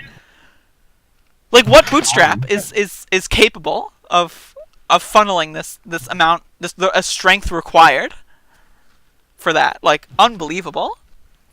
The students have laptops. And it's not like you can ask your neighbor for help. Because, you know, in a lot of these places, I was like, oh, just ask your neighbor. Well, yeah, sure, but, like, their neighbor also has the same fucking problem. Right, because, like, the neighborhoods aren't, like, it's not, like, randomly assigned, like, housing. Like, you don't live next to some, like rich guy, because, like, that just doesn't happen. Like, neighborhoods are, like, class-based. It's unbelievable. It's unbelievable. And then it's just, like, the thing that no one cares about is just, like, the thing about this is the fucking emotional stress that this causes. So, yeah, physically, being hungry, because we are only talking about it in a capitalistic labor fashion. Like, yeah, you can't do your job because you're hungry and you don't have energy. But what about the fucking stress and anxiety? Right? The mental, yeah. And the mental aspect. The fucking people are gonna have, like, post fucking traumatic stress disorder from this shit. Like, and oh yeah, remember those fucking 3 months where you lost your job because you didn't have energy and you fucking couldn't fucking bathe and you fucking lost everything and they repoed your car and you're about to lose your house and then you fucking file for bankruptcy and then you have to live in a homeless shelter? Like those people don't fucking recover. And if they do recover, they have fucking severe trauma. And no one talks about that. It's just, oh, you know, they didn't die. The death statistic, you know, it's all that matters. It's just... yeah, that's gross. And then you have people... That kind of statistic is like all people really care about sometimes. And then you have people like, they're talking about unemployment. Oh, unemployment, well, the unemployment rate's fucking lowering. Yeah, because all the fucking high-wage jobs disappearing, gone, and being replaced with like fucking minimum wage or like loophole below minimum wage garbage that like can't fucking do anything. Like, I would rather have 100 fucking extremely well-paying jobs than 1,000 jobs that pay jack shit, personally. That's my opinion. But, I mean... There's a thing on that subject that I want to talk about that pissed me off a lot, like, which was that people were talking about this and they were saying, like, oh, the unemployment is so low. And at one point, Alexandria Ocasio-Cortez said, yeah, the unemployment rate is so low, but, like, there's shit jobs and everybody's working, like, 2 jobs anyways because, like, their jobs pay so little. And, like, the right wing completely misrepresented that like point and tried to say like that she was trying to claim the only reason unemployment is low is because people are working 2 jobs, so it counts as 2 or whatever. When she was actually saying that like the jobs that people are working are so low wage that they have to work 2. So who fucking cares if the unemployment rate is low? People are still unhappy. Like, so. I don't know. That just pissed me off when that happened because the right wing loves to do that and just like misrepresent and just like misconstrue shit to try to make, you know, whatever dumb point they want to make. It's absurd.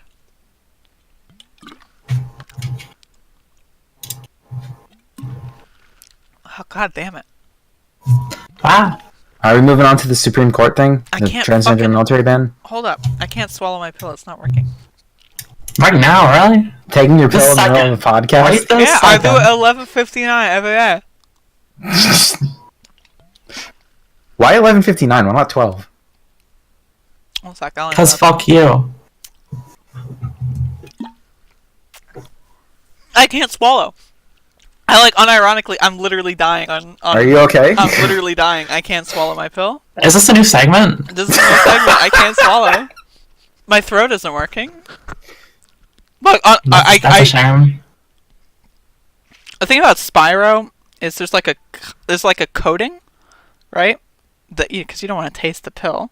You don't want to taste the No, fucking of course shit. not. So when you like, I accidentally like, because it was in my mouth and water, the coating came off and it tastes like acid. I don't think that's for your mouth. I think it's for your stomach. Yeah. When you swallow the pill, it doesn't like dissolve in your throat. Exactly. So now I have to figure out how to swallow this pill while it tastes like garbage, and I can't swallow.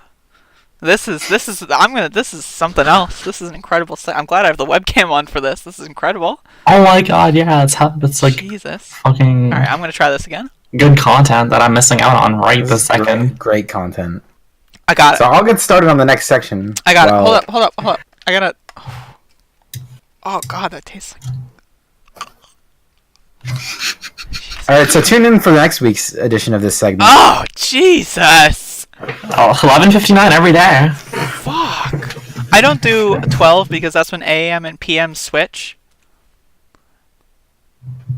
I guess that makes sense. Less confusing Yeah. that way. So I do That's AM really, really pills and good. PM pills. That's huge brain. That's like 500 IQ. Yeah. I unironically have like 164 IQ and eidetic memory. I don't know if you knew that. But yeah, I do. I know. And I can tell too. You don't even need to tell me. I can just like intuitively know that like Yeah, no, I'm that's like You the just, like, case in this You just exude situation. an aura. Right. yeah, I'm How's the hug box doing? It's pretty good. I'm gonna leave that in for the intro here while we talk about this happened on the 22nd, so it is a little bit old, but it's still very important. And you know, it is our first episode, so it's not like we had a show last week or whatever. So okay, let's not talk about the military. Like, that is not what this is about. This is about 5 of the 9 most powerful judges in the world. All right. Now, you might be thinking, powerful judges in the world? Wait a second. What about, you know, the International Court? The United States literally, like, the International Court has, like, told the United States to stop committing war crimes multiple times. The United States has literally said, we don't care, still commits the war crimes, and the International Court, they can't do anything because it's the United fucking States. So, the International Court, not the most powerful court in the world. I'm sorry. The Supreme Court, All right, 5 of the 9 most powerful judges in the world decided that trans people are too mentally ill for the fucking military. Now, I love being told that by a rapist. yeah. Oh, dear. 2 rapists. And so just let that. Okay, so the military, right? The military, the most low bar like mental requirements, you know? Like, I'm sorry, like I'm not here to insult people's intelligences, but like you don't need that a high IQ with fucking 12 years in fucking extremely fucking wealthy schooling to follow orders. Like, it's not something like that. You don't like, and yeah, there are lots of mental. The thing about this is that there are lots of mental health conditions that would affect your ability to serve efficiently. That like not all trans people have. You know what I mean? Like, so this is just demonizing trans people as blanket mentally ill. Because there are trans people that went to the military, you know, before they came out, after they came out, or they came out during the, like, you know, and like they passed the mental examinations, you know, like, so the military decided they were mentally fit, right? And they did their job. There's no like mass issue with trans people freaking out in the front lines. They did their. So I just want to like inquire here. There is a mental like test that they do and incorporate into. There's like, mental and physical examinations, yeah. And there are certain things that if there are certain mental health issues that you cannot serve in the military if you have, yeah. And so that they're going to not listen to that, and that actually we don't even need to test these people. Yeah, because these people are just obviously crazy. Right. Even though before, like, this is not like an issue that like you don't see like the numbers, obviously. Like, I seriously doubt that like there is a significant jump in like you getting rejected because you're trans or not. You know, like I don't think that's a thing. This is literally just telling the world that trans people are mentally ill. That's what this is, and that we don't matter, and we can just be cast aside, and that's all that matters. On a moderately related subject to the military, I had a dream last night that me and Doggy got drafted into the military, and Doggy died, and it made me really sad. Oh no. I don't like doggies dying. That's horrifying. I was actually traumatized when I first woke up, but then I got over it. Yeah. Then I got over it. What did you get over? Did you get over the dream, or did you get over doggy's death? No, I got over the dream. Doggy. Okay, just clarifying. For reference, is Doggy dead? Doggy is alive and well. Alright, awesome. I also I seen the point of that. A lot of people go into the military because they don't have like many options. Yeah. In life, and so this is like directly like saying no, trans people. Like you must, like you cannot go into this. Pick yourself up by your bootstraps. You know. Well, not those bootstraps. No, those bootstraps are for me. Right. So you're disallowed from like one of the like best ways for people to like kind of propel themselves forward and like a prosperous life. Literally, people use the military as a get-out-of-jail-free card instead of bankruptcy. Right. And that, like, this is just more restrictions. It is unbelievable. It is unethical. It is immoral. It is disgusting. It is gross. And it is fucking despicable. So speaking of people in the military, let's move on to our next section, the Gillette ad. How do you think the military people responded to the Gillette ad? Like, I know one, and I think he really liked it. Yeah? Are we doing this? Are we doing this? Are we doing this? Are we? No, this is. No, we're not doing this. We're not doing this. We're not doing this. We'll just leave in those Easter eggs. We're not doing this. Okay. Just a couple Easter eggs. Just a couple. And now we'll talk about the Gillette ad. Okay. Can we clarify though? It's like masturbation, okay? Or is it toxic? Where are these pictures? I have some images here. Link them. They're not in the doc, so link them so I can see them. Yeah. They're in the Discord group.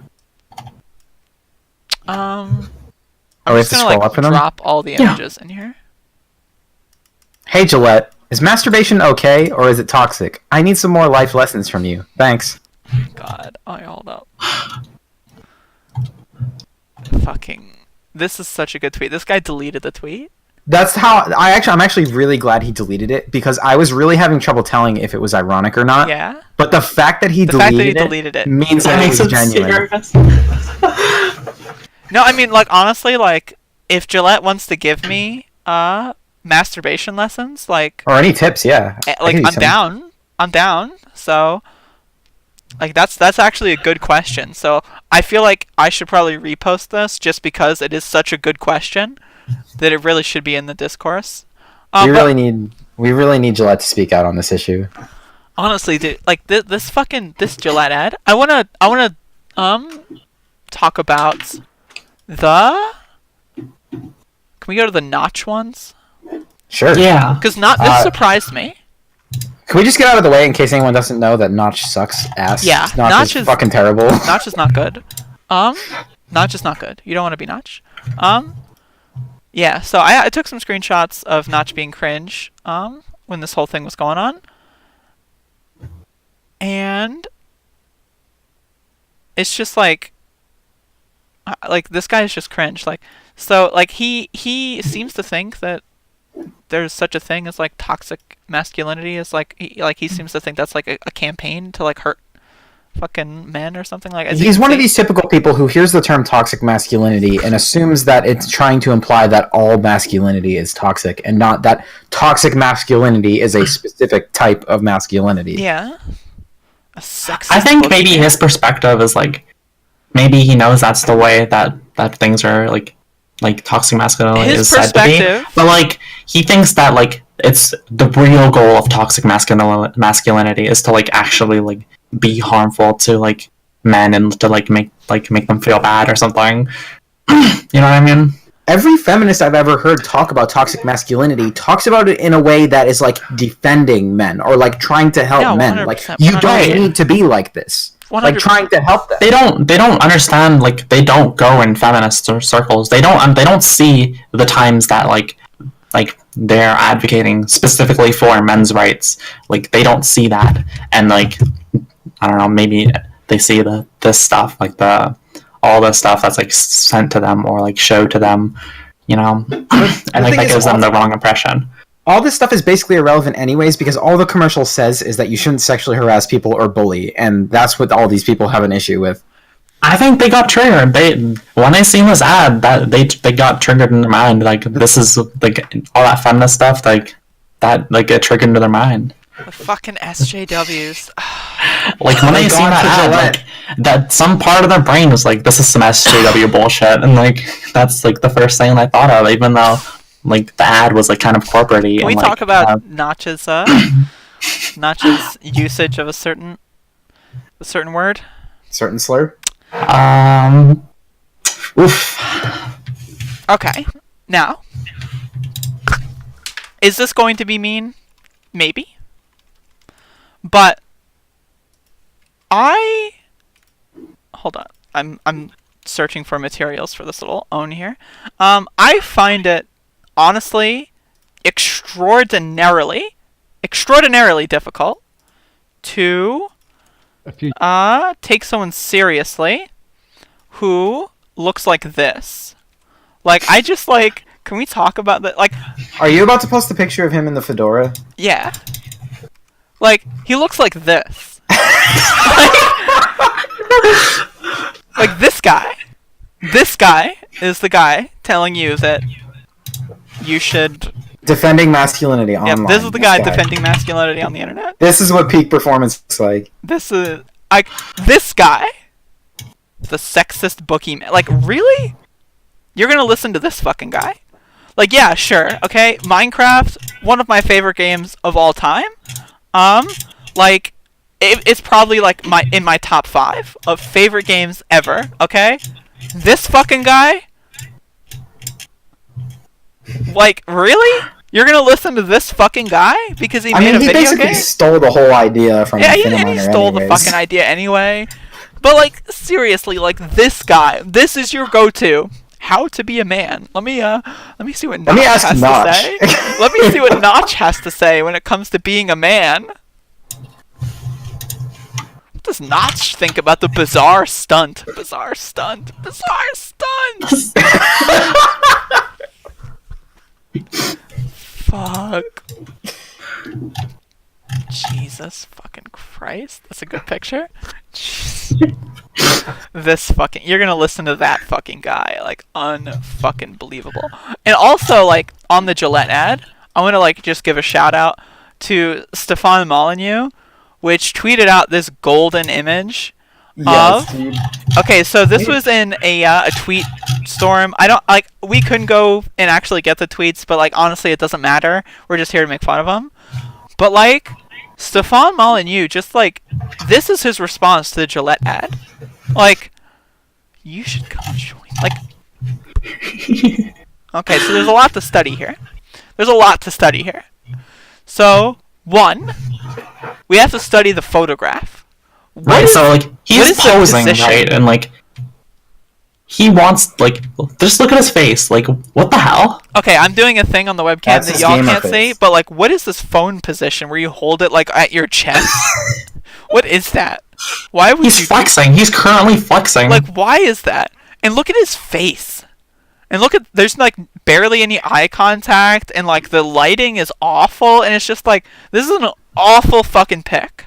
I think he's looking straight into his own eyes, and he's like, wow, what a fucking awesome guy. That's what it looks like. Yeah, that's what it looks like. I didn't even realize that. Me. That's what it looks like. And then he makes this tweet, fucking, you should join me for a workout. Like, in what what does this have to... Well, I mean, y'all can feel free to answer this question, but what does this have to do with toxic masculinity? Well, it's because he thinks toxic masculinity means all masculinity, so he's trying to show off, like, actually, masculinity's awesome. Jesus. Maybe he's, like, threatening them. He's like, you post another one of these, like, SJW videos, I'm gonna post more pictures. He's threatening them with more pictures. Really, that's a good threat, because I don't want to see more of this. I really don't want to see more of this. That is I've seen a lot. I've seen a lot. I've seen one, so... There you go. That is. Actually, I think wasn't there a picture of him, like, with a weight in hand. I don't want to see anymore. You don't even want to entertain the thought. I can't do this anymore. Nice green and purple Easter egg in there too for all us Gamergate fans. Yep. That's totally intentional. Wait. Explain this to me. Oh, you don't know that? What do you mean? I said explain it to me. Well, it's kind of a long story. I don't know if we should get into it. Basically, it's like green and purple was like the flag colors of Gamergate because of an old 4chan meme about, like, Piccolo raping Vegeta or whatever. Okay, I know about Gamergate, so, like, you don't need to go too much into that. But, like, the fact that they made, like, a flag for, like, this, like, shitty movement, it's just... I'm a gamer? I don't know if it was an actual flag. I just know they always use the colors green and purple to relate to it. Well, here's the thing. I actually used to go on 4chan during that era. And, like... Yeah, I know. I was here, you know? It's an oof. Not during the Gamergate era, but during the era where the Piccolo meme was really popular. Okay. And, yeah, so that's... There was basically this GIF, or GIF, of... Wait a second. I said it both ways. Fuck off. Yeah, but you can't do that. You said one first. You said one first. You can't say both. What? Wait. What did you just say? Wait, no. Both? No. Both? Thank you for taking the heat off me. No, the real issue here. Right there. Wow. The real issue here. The real issue here is that Stefan Molyneux is one fucking cringe motherfucker. That's the real issue here. Yeah. That is the real fucking... Vio, what the hell are you, Piccolo? Like, shut the fuck up. Shut the fuck up. Let's go. I'm sorry. I'm being rude. You can go on if you want. No, I was done. Okay. Basically. Yeah, I mean... Yeah, so... do you want to talk about the global warming thing next? Sure. Global warming isn't actually happening. And I know this because it snowed. I'll post this in the Yeah. Just as All a right, so reference image here. first we have the Donald Trump tweet. And this tweet is legendary. This tweet It's really good. It is legendary. Now, here's the thing. Donald Trump has made a lot of tweets similar to this, but this is by far the best one. It's like he's been refining. It's like he's been like trying the same thing over and over and trying to make it better and better each time. And I think this might be the peak. This is it. Yeah, this is really good. This shit is really fucking good.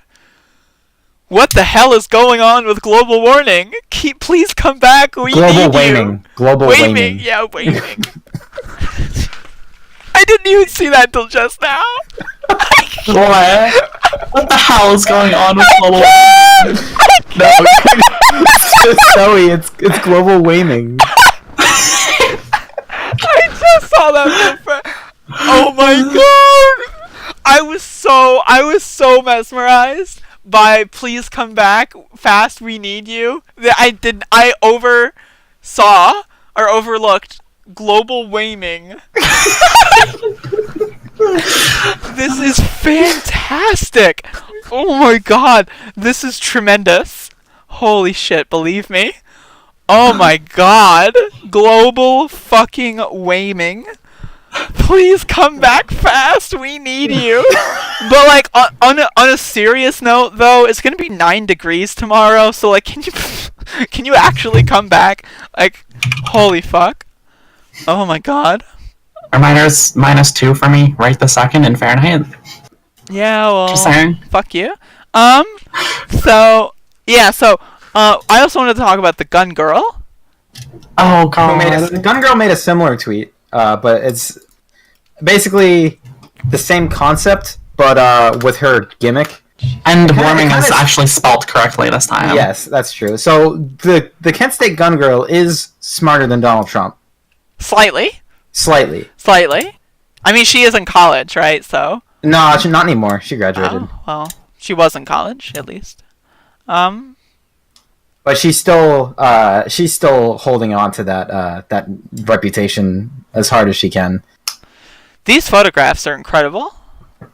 They're good. Okay, I do want to point out here the photo of her in the snow. I'm trying to like analyze how did she get in this position here, like because the snow behind her is like I can't really see it. You can't see the footprints, right? So like that means she'd have to like kind of like run in and jump and like kind of spin around really quickly to try to get into position. Yeah. Yeah, that's true. There are no footsteps. I didn't even think about that. Yeah, what the fuck? That's strange. This is a good observation. So it's all about the good shot. Like, well, really trying to optimize the shot here. The footsteps might be in front of her outside the frame. No, but she had to like kind of jump in, like kind of like a wide angle, right? Like, I don't know. I just feel like I think there's some dancing here to get in. There was definitely a spin involved. I'm pretty sure. And like, did she do that with the gun, or did somebody pass the gun to her?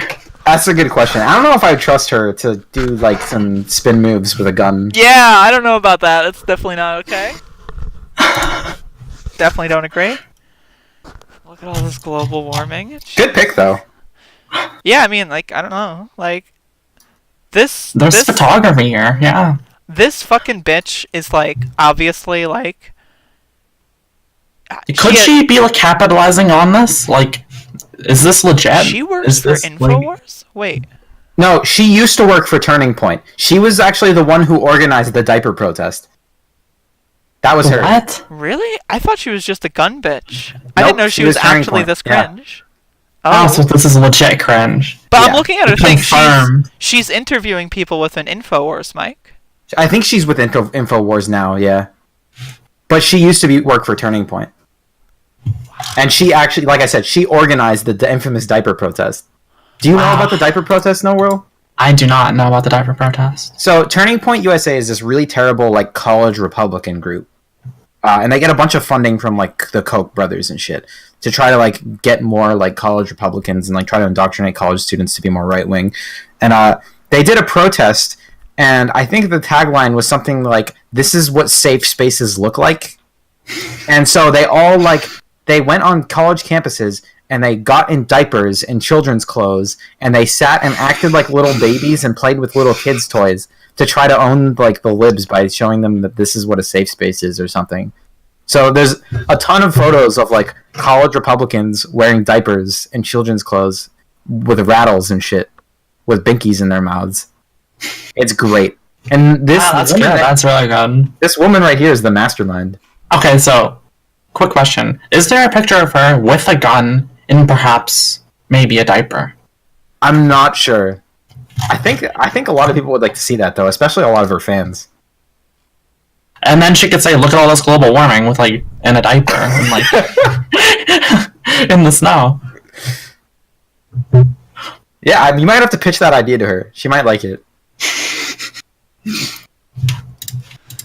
AOC says climate change will end the world in 12 years. What an absurd claim. If anything, socialism is much more likely to end the world in 12 years. We can only hope. I would like to point out that I don't think the ice caps have melted just yet. So I'm kind of waiting for that to happen before like maybe a bit more panic sets in for climate change. This is unreal. Yeah, let's wait till it's too late, and then we can really start worrying about climate change. Exactly. Like, as I know nothing's gonna happen now, but like, you know, maybe like when it's really bad, then we're gonna start scrambling to like fix stuff. Like when it's too late. And, yeah, that's great. Jesus. Anyway, fuck. Are we gonna move on to our final segment here? Yeah. Let's wrap up. This is called Gamer Words. Some All gamer right, words. I'm Some gonna words open by up gamers. this tweet. I'm gonna open up this tweet. So let's start off gamer words with this tweet on screen. Let's point out first of all.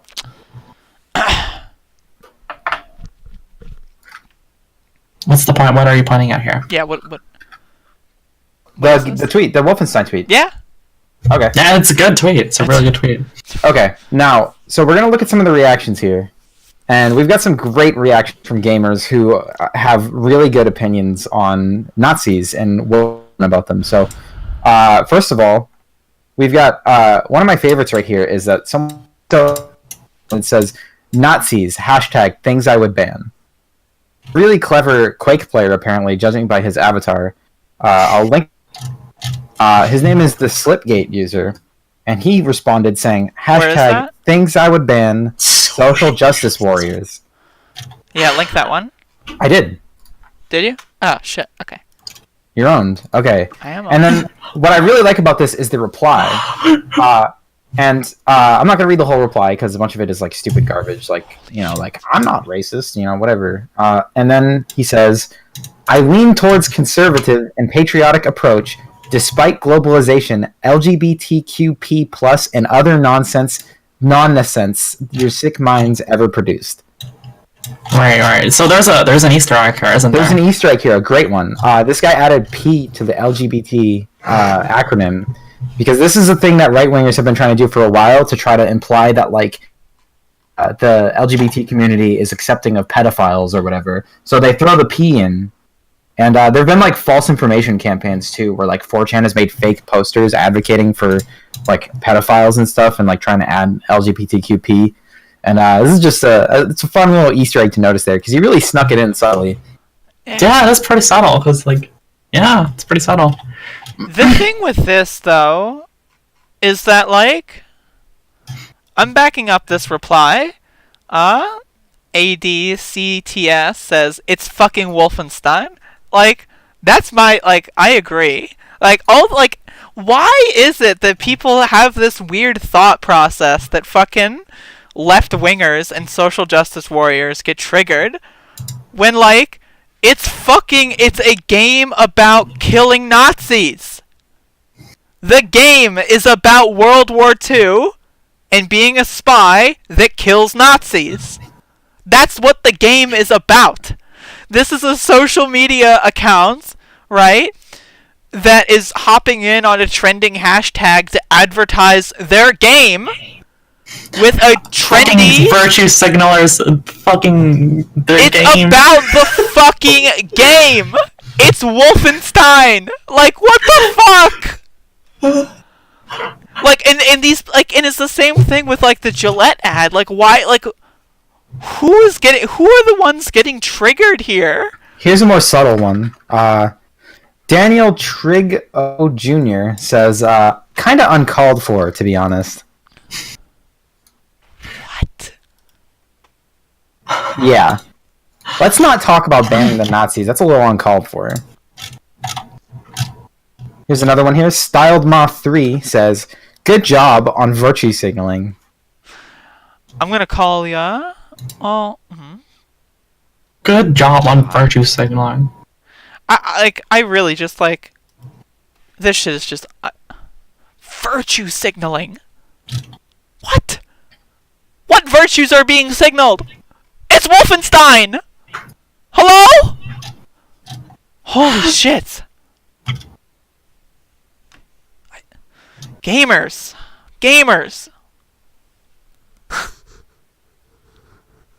I can't with At gamers. Gay Boy Color says, Orange Man bad. No!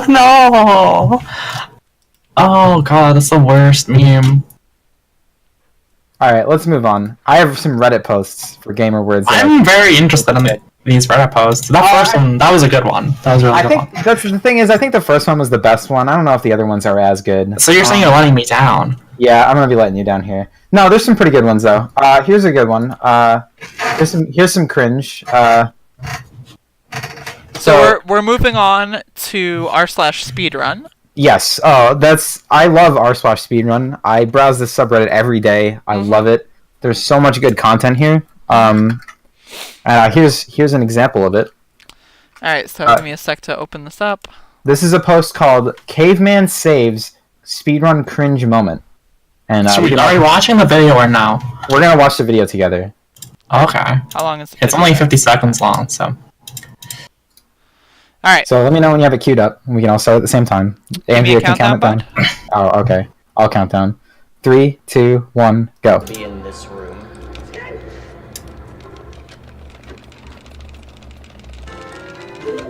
I'm not sure what the video is about yet. Incredible blindfolded door of time skip. Here's some more money. Put this donation towards Final Fantasy Adventure as the best Final I'm assuming you've all seen this clip before. This is the infamous Nitchan clip.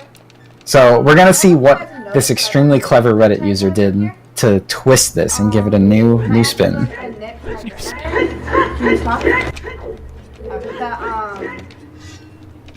died of cancer a couple years ago. Jenny just looks so uncomfortable And there's here. actually 50% chance I'm gonna die of cancer.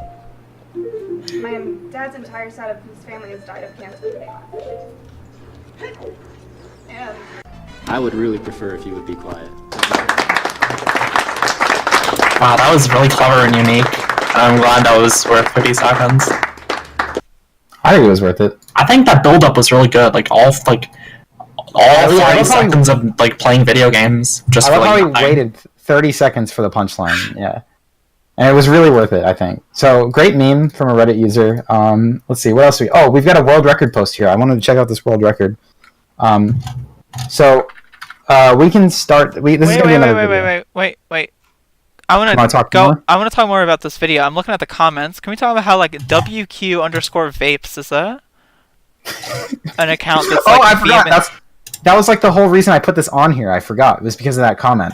So... we've got a comment here from WQ_vapes who says, "This is fucking brilliant. Who were the dipshits downvoting it?" Yeah, interesting. I love how, one of the comments I was downvoted to 0 points was, both of these moments are so ridiculously old and tired that they just aren't funny anymore, which is, like, totally true. That is accurate information. I don't know why this is downvoted. Okay, so here's a world record post right here. We're gonna watch this together. We're not gonna watch the whole thing. We'll just watch, like, the first, like, 50 seconds of it or so. Alright. This is Super Smash Bros. Ultimate, Dr. Mario Classic 0.0 and 303. And I just put this on here because I really like Smash, so let's watch this video. Just a warning, 0.0, that's the easiest mode possible, right? Yes. Yeah. 3, Okay, so, 2, like, 1. this is like Andrea playing, right? Whoa. 3, 2, 1, go. Oops. Are you harassing me for my Smash skills? Why is this a thing? What is this? I thought this was a good idea. Is this video? Yeah. 60 FPS. Are you listening to the video, Andrea? I am. 60 FPS. So, this is a great world record video, I think. I love when the entire game audio track is just muted, and we get this instead. The warmer world record. Sadly, this was topped. I used to do that shit. Because like I used to play games on emulator, so I couldn't separate audio tracks. So like I would just like listen to podcasts while like grinding PS1 games on emulator. And if I got the world record, I would just mute the video and then just like overlay shitty meme music. So I used to do that. No, yeah, this is this is basically you. Yeah, this is basically me, but IRL. Okay. Alright, next time do Kirby. You want me to just play it or speedrun it, since speedrunning takes a lot of dedication. Are there comments that are worth looking at, or?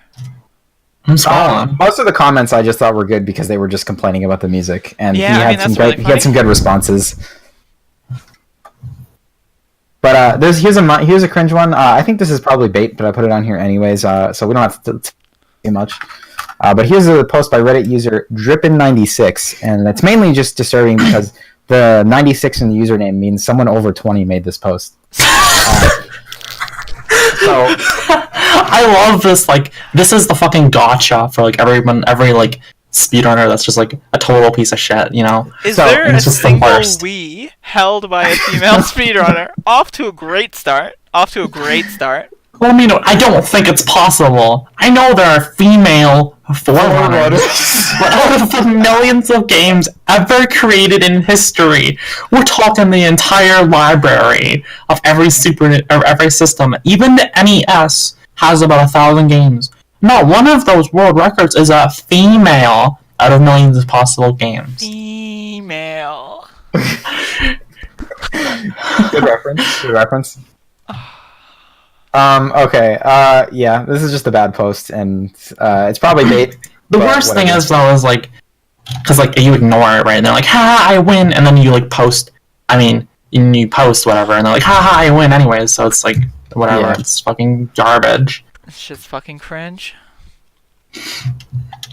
All right, let's see if I got any other good ones here. This is I don't know if anyone will find this as funny as I do.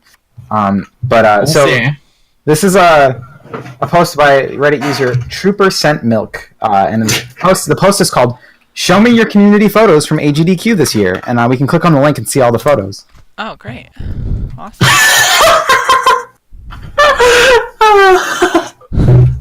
That's good. That's really good. I like threads like these. These are all really good. Because like this guy's honestly, let me look at this guy's post history. Like this guy's looks like a fine, individual. He really tried with this thread title. I know. But just did not get anything. I feel bad for him.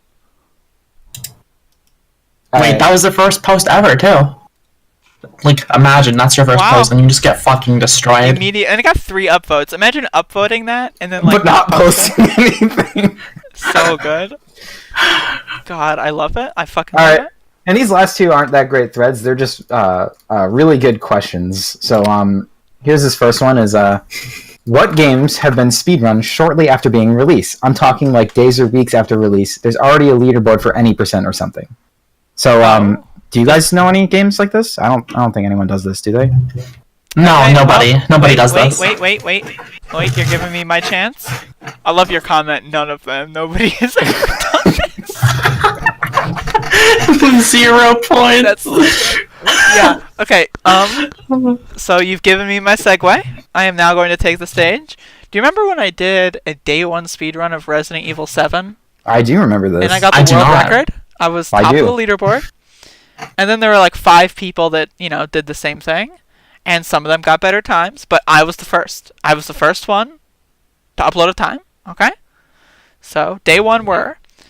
And Kotaku wrote an article shortly after, like a few days later. And they mentioned every single run except for mine. I'm so sorry. Every single run. I'm sorry. That time, you must be traumatized. Yeah, no, yeah, it was ridiculous. Has this happened more than once? I'm pretty sure this is a common thing that's happened, right? Well, I mean, there's another time where I used to speedrun a game back in the day called Mega Man X6. You may have heard of it. It's a game. Yeah, that's the worst Mega Man X game, right? So I used to have the world record. So when I first started speedrunning that game, the world record was 51 minutes. And when I got beaten, the world record was, what is it now? Like 41 minutes? Point is, like, my over my tenure as world record holder, the time of the run went down by about 11 minutes or so. And so there was a run at what was it, SGDQ 2017, I want to say, by a certain runner. And at the end of that run, they decided, I am going to shout out every person on this leaderboard, except for the one who's contributed objectively the most amount of effort to the route that I'm doing, has had the best amount of, runs that have lowered the time, and is honestly just the greatest person to ever exist. I'm going to shout out every person on the leaderboard, except that one. This is a good part of Gamer Words where Andrea just lists all her grievances with the speedrun community. Fuck speedrunners, okay? Fuck speedrunners, and fuck Kotaku. Okay. Alright, you had one more, right? Yeah. This is just another shitty question, although it's not as good as the last one, I don't think. Okay. It's just best sites to purchase differing console versions. Ooh. I'm an Australian looking to pick up a Can you, European Wii for the link purpose of modding it. Are there any specific websites that specialize in different versions? As someone pretty new to this sort of thing, any help would be appreciated. It's just a dumb question. Like, why would there be a website for whatever? This one's bad. You can cut this one. The gamer store. What do you mean I can cut this one? So I have the podcast, right? It's ready to go. I'm going to cut this out. I'm going to cut this one. Like, yeah, okay, buddy. They can't all be winners, I guess. I thought the other ones were pretty good. No, I mean, I like the response. Just pick up an Australian Wii. Like, that's a good response. like just ignoring the entire question and just saying that is a good response. It's a good response. So I'm Australian. I'm looking for a European Wii for the purpose of modding it, and then blah blah blah. The other guy just says, "Just get that." Like, just buy it. Buy it, dude. It's not that difficult. Just buy the fucking Wii. Buy it, dude. Oh my god, I love it. It's good. That's yeah, so is that it? Is that the end of your Gamer Words? That's all I've got for Gamer Words, yeah. Alright, so I think that's it. Are we out of content finally? I think we're out of content. That went way too long. Too long? Whoa. We're still recording, buddy. Yeah, I know. I'm saying we've been talking for too long. No, we haven't. This is great. What are we at right now? Recording. 2 hours, 26 minutes. That's way too long. For future episodes, maybe. But, I mean, I was having a great time. Yeah, it was fun. I had a good time. Alright, so what are we doing now? Are we just gonna play it out? What does that mean, play it out? What is play it out? I'd do some kind of outro. I don't know. Say, this has been Gamer Words. Or this has been... What was it? Speed Dogs? Yeah, we're Speed Dogs. Okay. I'm glad you're on the same page as all of us right now. Yeah, see, I give you one segment, Vio. I give you one fucking segment, and you just take up the whole show. Well, I think my segment was the shortest one of the entire show.